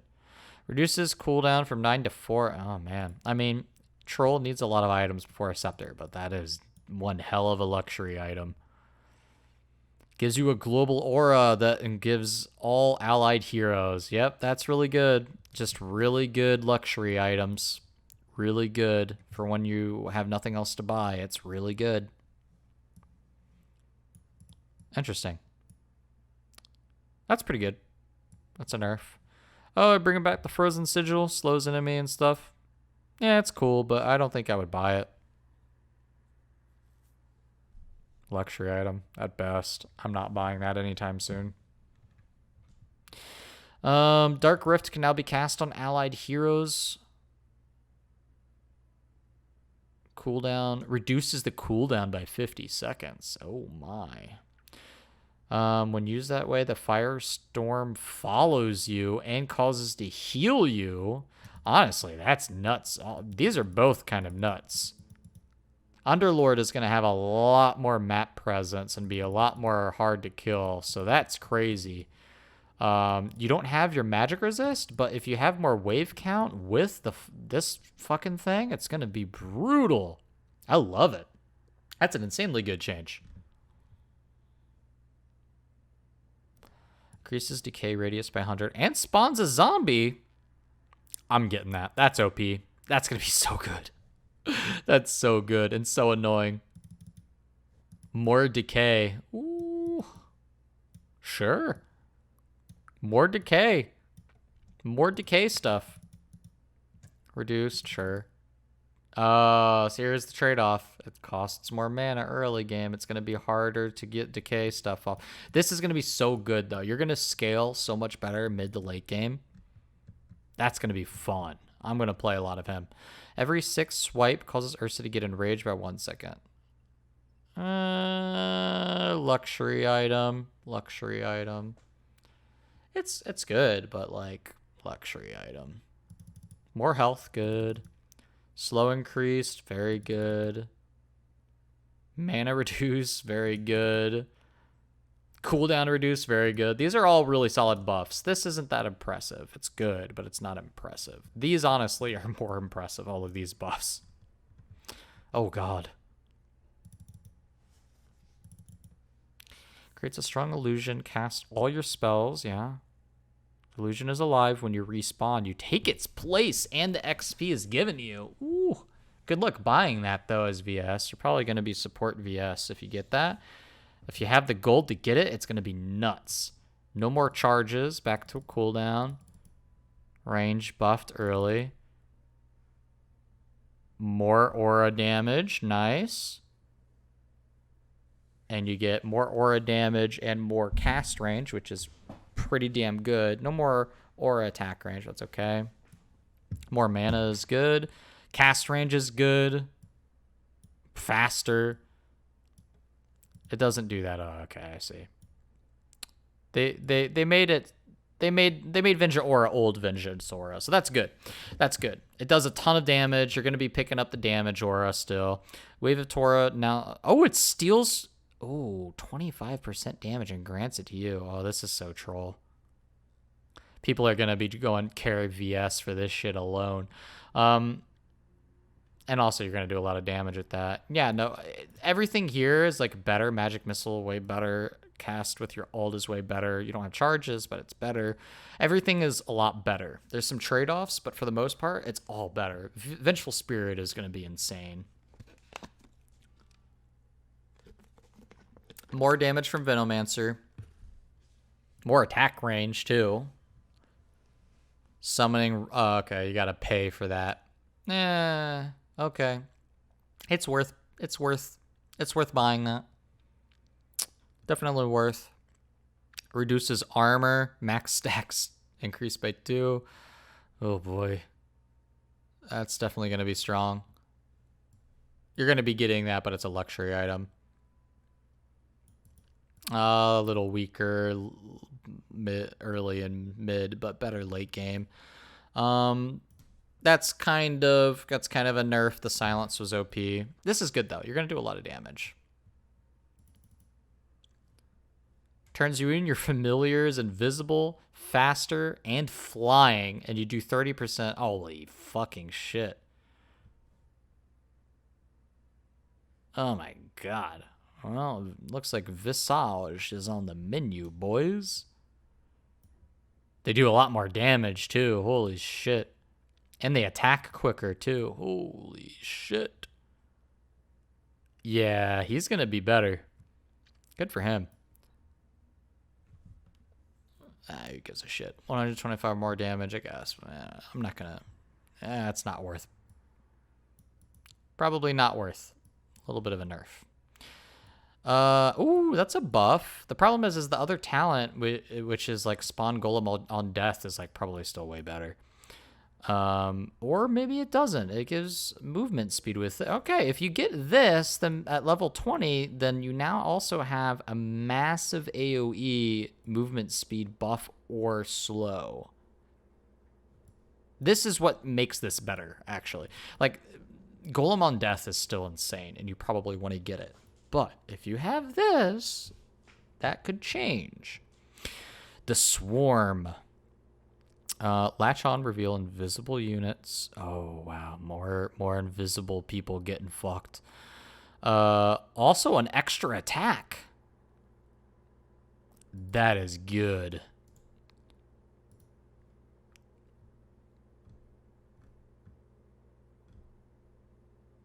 All the videos are making it lag now. Power Shot now becomes global. Oh my god.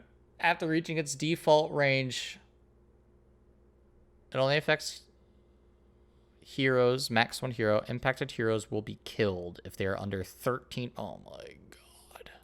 You gotta be fucking kidding me. Is this what we're doing? Is this what we're doing right now? Ice Frog. Ice Frog. Ice Frog. Oh my god, he found the crack pipe again. My man is smoking.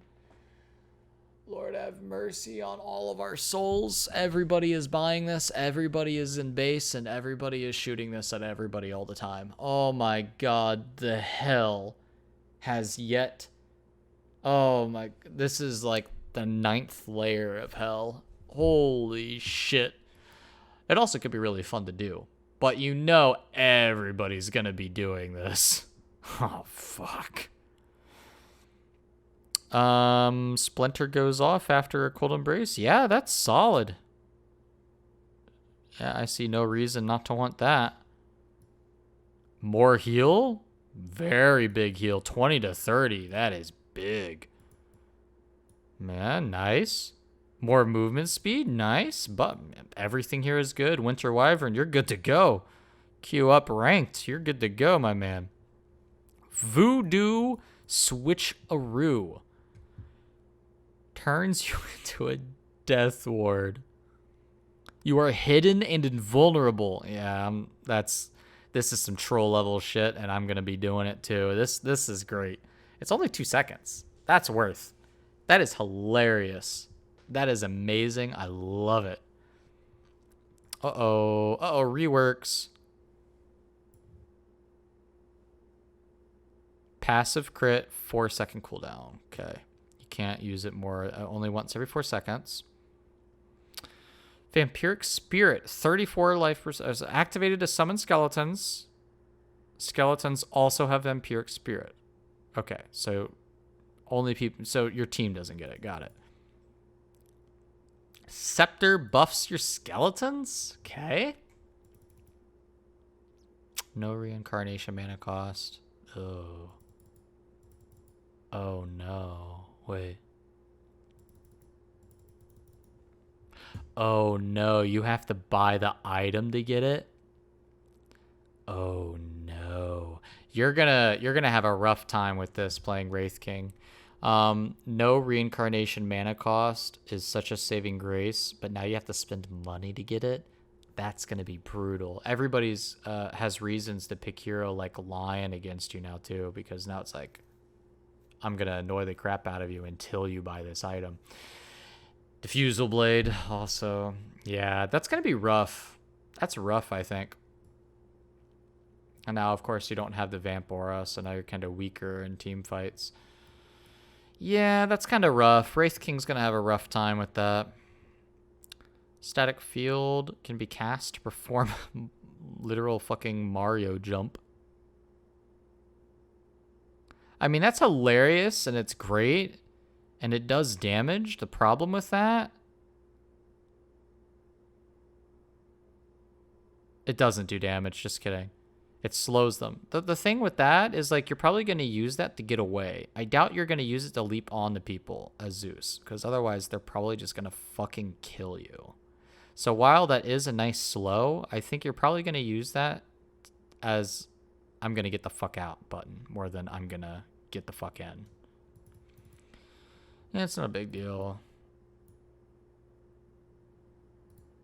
Oh, that sucks. Mana regen sucks. More damage is good, but the cooldown reduction. So there's a lot of nerfs here. There's a lot of nerfs here. In general, they're all nerfs. This is nice little escapability, though. I do think that's going to be used a lot if Zeus is having a tough time. Whew. All right. Well, that was it for the heroes. We got item changes. Fluffy Hat. 125 health. Cheap. Falcon Blade. Requires 150 health. Mana. 10 damage. Okay. Orb of Corrosion. Blightstone. Orb of Venom. Fluffy Hat. Oh. This is a very early game item for people who go Orb of... Anybody that buys Orb of Venom could buy this and be like, I'm going to be even more annoying in lane. Yeah, that's an early game item, if I've ever seen one. That's going to be really good on early game harassers. Witchblade. Attack speed, ent, armor. Oof, wow. 300 projectile speed. 9-second passive cooldown that procs on attacks, applying a curse that slows and deals your int as damage. Oh, int as damage. You know who this is for? Lena. Lena would love this. Witch is in the name. Lena would love this. This is a Lena item, 100%. I have no idea how to say that. Gleipnir. 30 damage, 20 int, 20, okay. Passive, chain lightning, okay. Active. Releases lightning strike on a one enemy, ensnaring them and dealing chain lightning. Oh, that's a nice little thing. That's like, God, who's going to build a Mjolnir and be like, I want to also ensnare them with it? Huh. Who would want this? Gives you more int, too. Maybe even like Queen of Pain. Queen of Pain could probably use that. It's a long cast range, though. Anybody that wants to do auto attacks, probably preferable int heroes, because it gives you more int. It's just Rod of Atos combined with a Maelstrom. I'm trying to think who would want like Rod of Atos fucking Mjolnir. Like, it's such a weird pick because it's a lot of money to do it. I mean, I would get it maybe on Lena, but I would rather get the Witchblade, probably.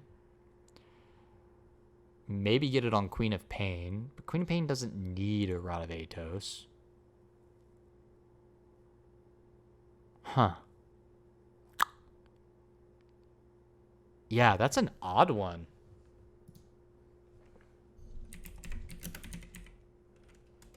Let's look at all the Dota hero list here. Who would want that? Who would benefit the most from it? You know what? Silencer, maybe? Lena, sure. Silencer. Silencer. Yeah. Silencer. Invoker? Question mark? Probably not. Probably not any more of them. Maelstrom with a Rod of Atos. You could even go weird with it and maybe even do somebody like Snapfire. Oh, but it's agility. I didn't even know it was agility. You could do Viper, actually. Viper would be a good one. Viper. Maybe even Medusa. The intelligence could be good for your mana shield. Yeah, something like that, maybe. Mage Slayer. Magic resist. Agi damage. 35% spell amp debuff on enemy heroes.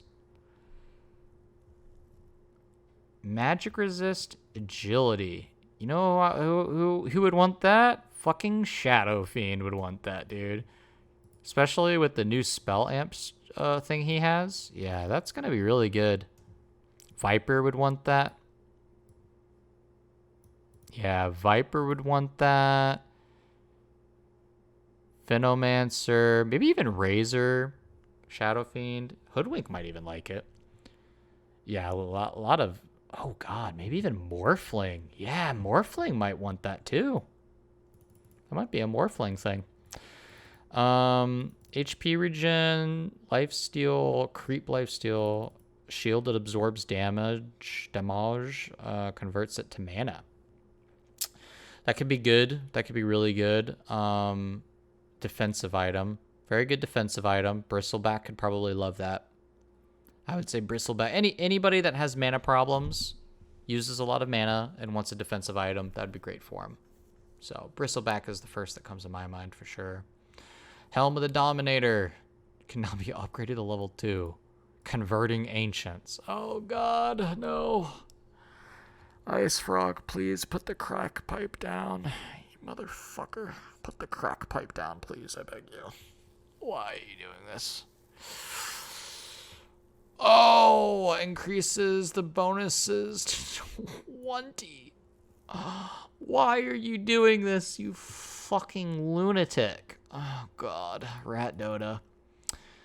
Blink Dagger. 25 strength. When you land. Oh, my God. Intake damage. We have blink daggers, agility, 30%, 40 damage, 40% attack speed, 25 int, quicker cast times. Oh my god, this sounds so cool. Wow. Can you imagine like Centaur with 25 strength with all this shit with 100%? Oh my god, tiny. Oh my god. Oh my god, the potential. This is so good.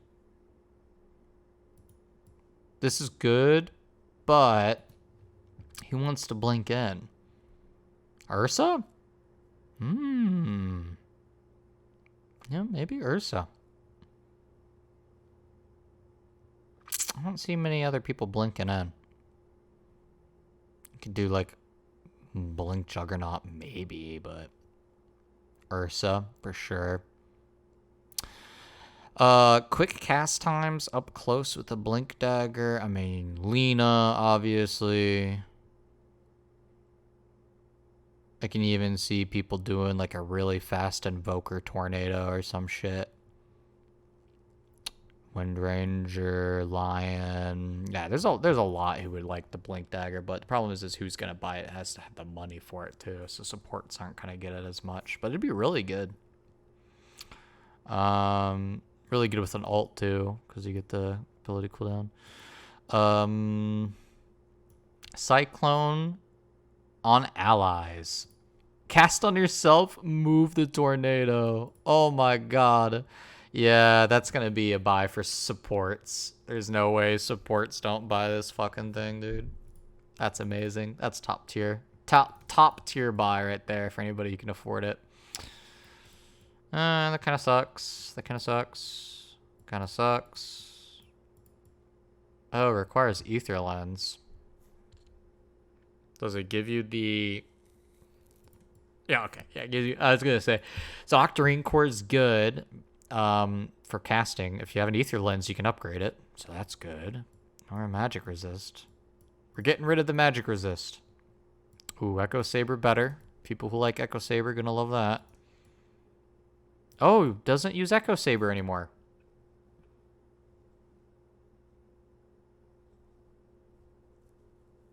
Okay, Silver Edge is going to be better for people that need mana regen and no longer having the double attack. So it's no longer going to be as good for people who wanted the attack.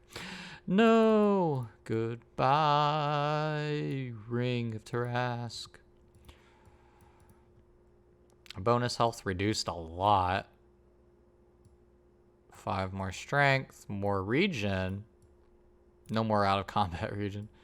Gains charges. Ooh, automatic charge gain. And cheaper. 3 HP. Hey, Holy Locket might be kind of good now. Who knows? No status resist. Ooh, that's a rip. That was like one of the biggest reasons to get it, in my opinion. It was so good for the status resist. That sucks. They no longer do that. Okay, okay. Nerfed. Oh wow, Sanjin Yasha might just be the way to go if you want status resist. Bam. This is what you're doing. You're getting this. Nerfing Scotty. Not by much, but okay. Nice little buff, sure. Sure, I like that. Drum of Endurance. Welcome to Rat Dota again. Sure. Damage reduced. Okay, that kind of sucks for some people. Okay, so this makes it harder to double bash right away. A little bit of a nerf there. No more attack speed on Glimmer Cape. No. It's unfortunate. The attack speed's nice on supports. They can, you know... It's nice to attack, like, the Phoenix fucking egg and stuff like that with it. Oh, no. Stop. Stop. No, stop. I don't want rat. I don't want the rat to come back. No, please stop. Oh, okay, sure. More proc chance, less damage. 2 less damage. Yeah, whatever. More expensive. And a lot less damage. That is unfortunate. Oh, Maelstrom and shit just got way better. Deso got worse. Okay, sure. Buffing the armlet? Sure, why not? That's great. Buff armlet. Make people use armlet again. Oh, that sucks. It's cheaper, though. Increased. Sure. Requires a buckler. Reduces the mana regen. That sucks. No more armor aura. That kind of sucks, but it's cheaper. Nerfing last hitting. Sure, maybe I can buy something else. If I'm getting Orb of Venom now. Early game, first item. Nerfed, sure. Oh, buffing Sage Mask. Okay, nice. That's good. Nerfing Mango value. Sure. Sure. I don't really care about that item too much. It's a big nerf. That's buff. I like Spirit Vessel on Night Stalkers. That's really good. That's a big nerf. That's a big nerf. Especially since mostly supports and shit get that shit. Can I be disassembled? That might be pretty good. The buff on Crimson Guard, probably pretty good. Not many people buy it. No longer ignores Ancient. Better for farming. Great. Alchemist can farm even more. Gives you more stats. Sure.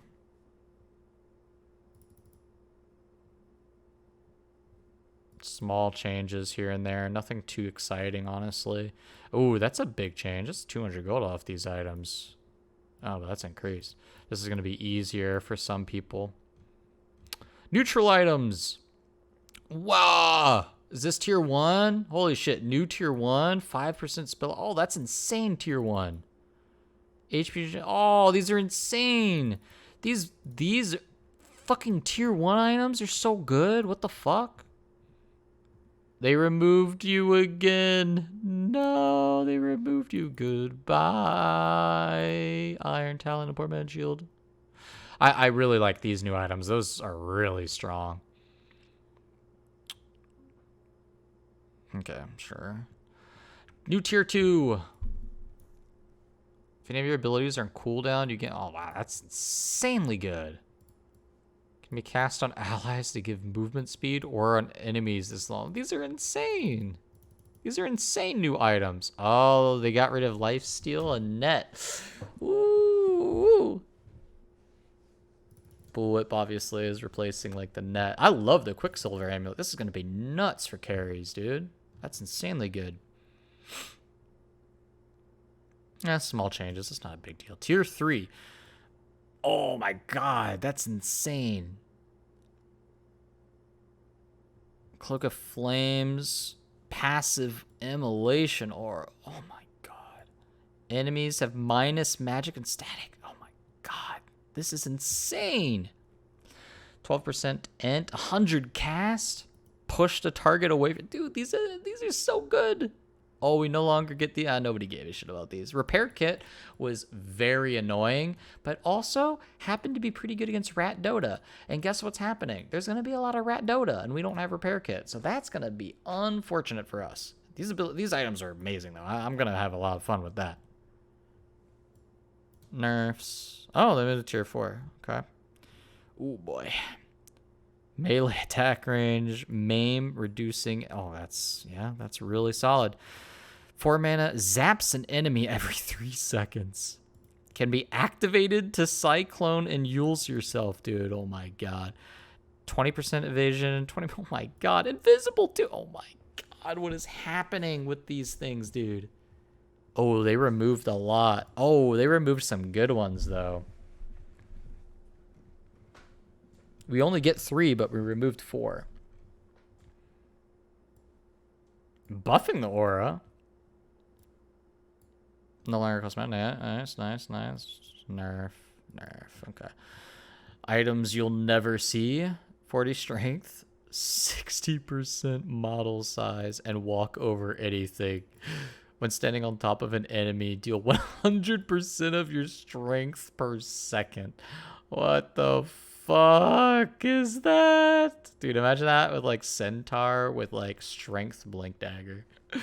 Holy fuck. 12 all stats, night vision, target anybody, calls target, become untargetable, silence, muted, disarmed, dispelled. Ooh. It's good in the right hands. It's good in the right hands. Probably you want that on a support, probably, so they can do some shit. I forget what these did, because, you know, I don't ever fucking get to the point where tier 5 items are ever in the game. Like, that almost never happens.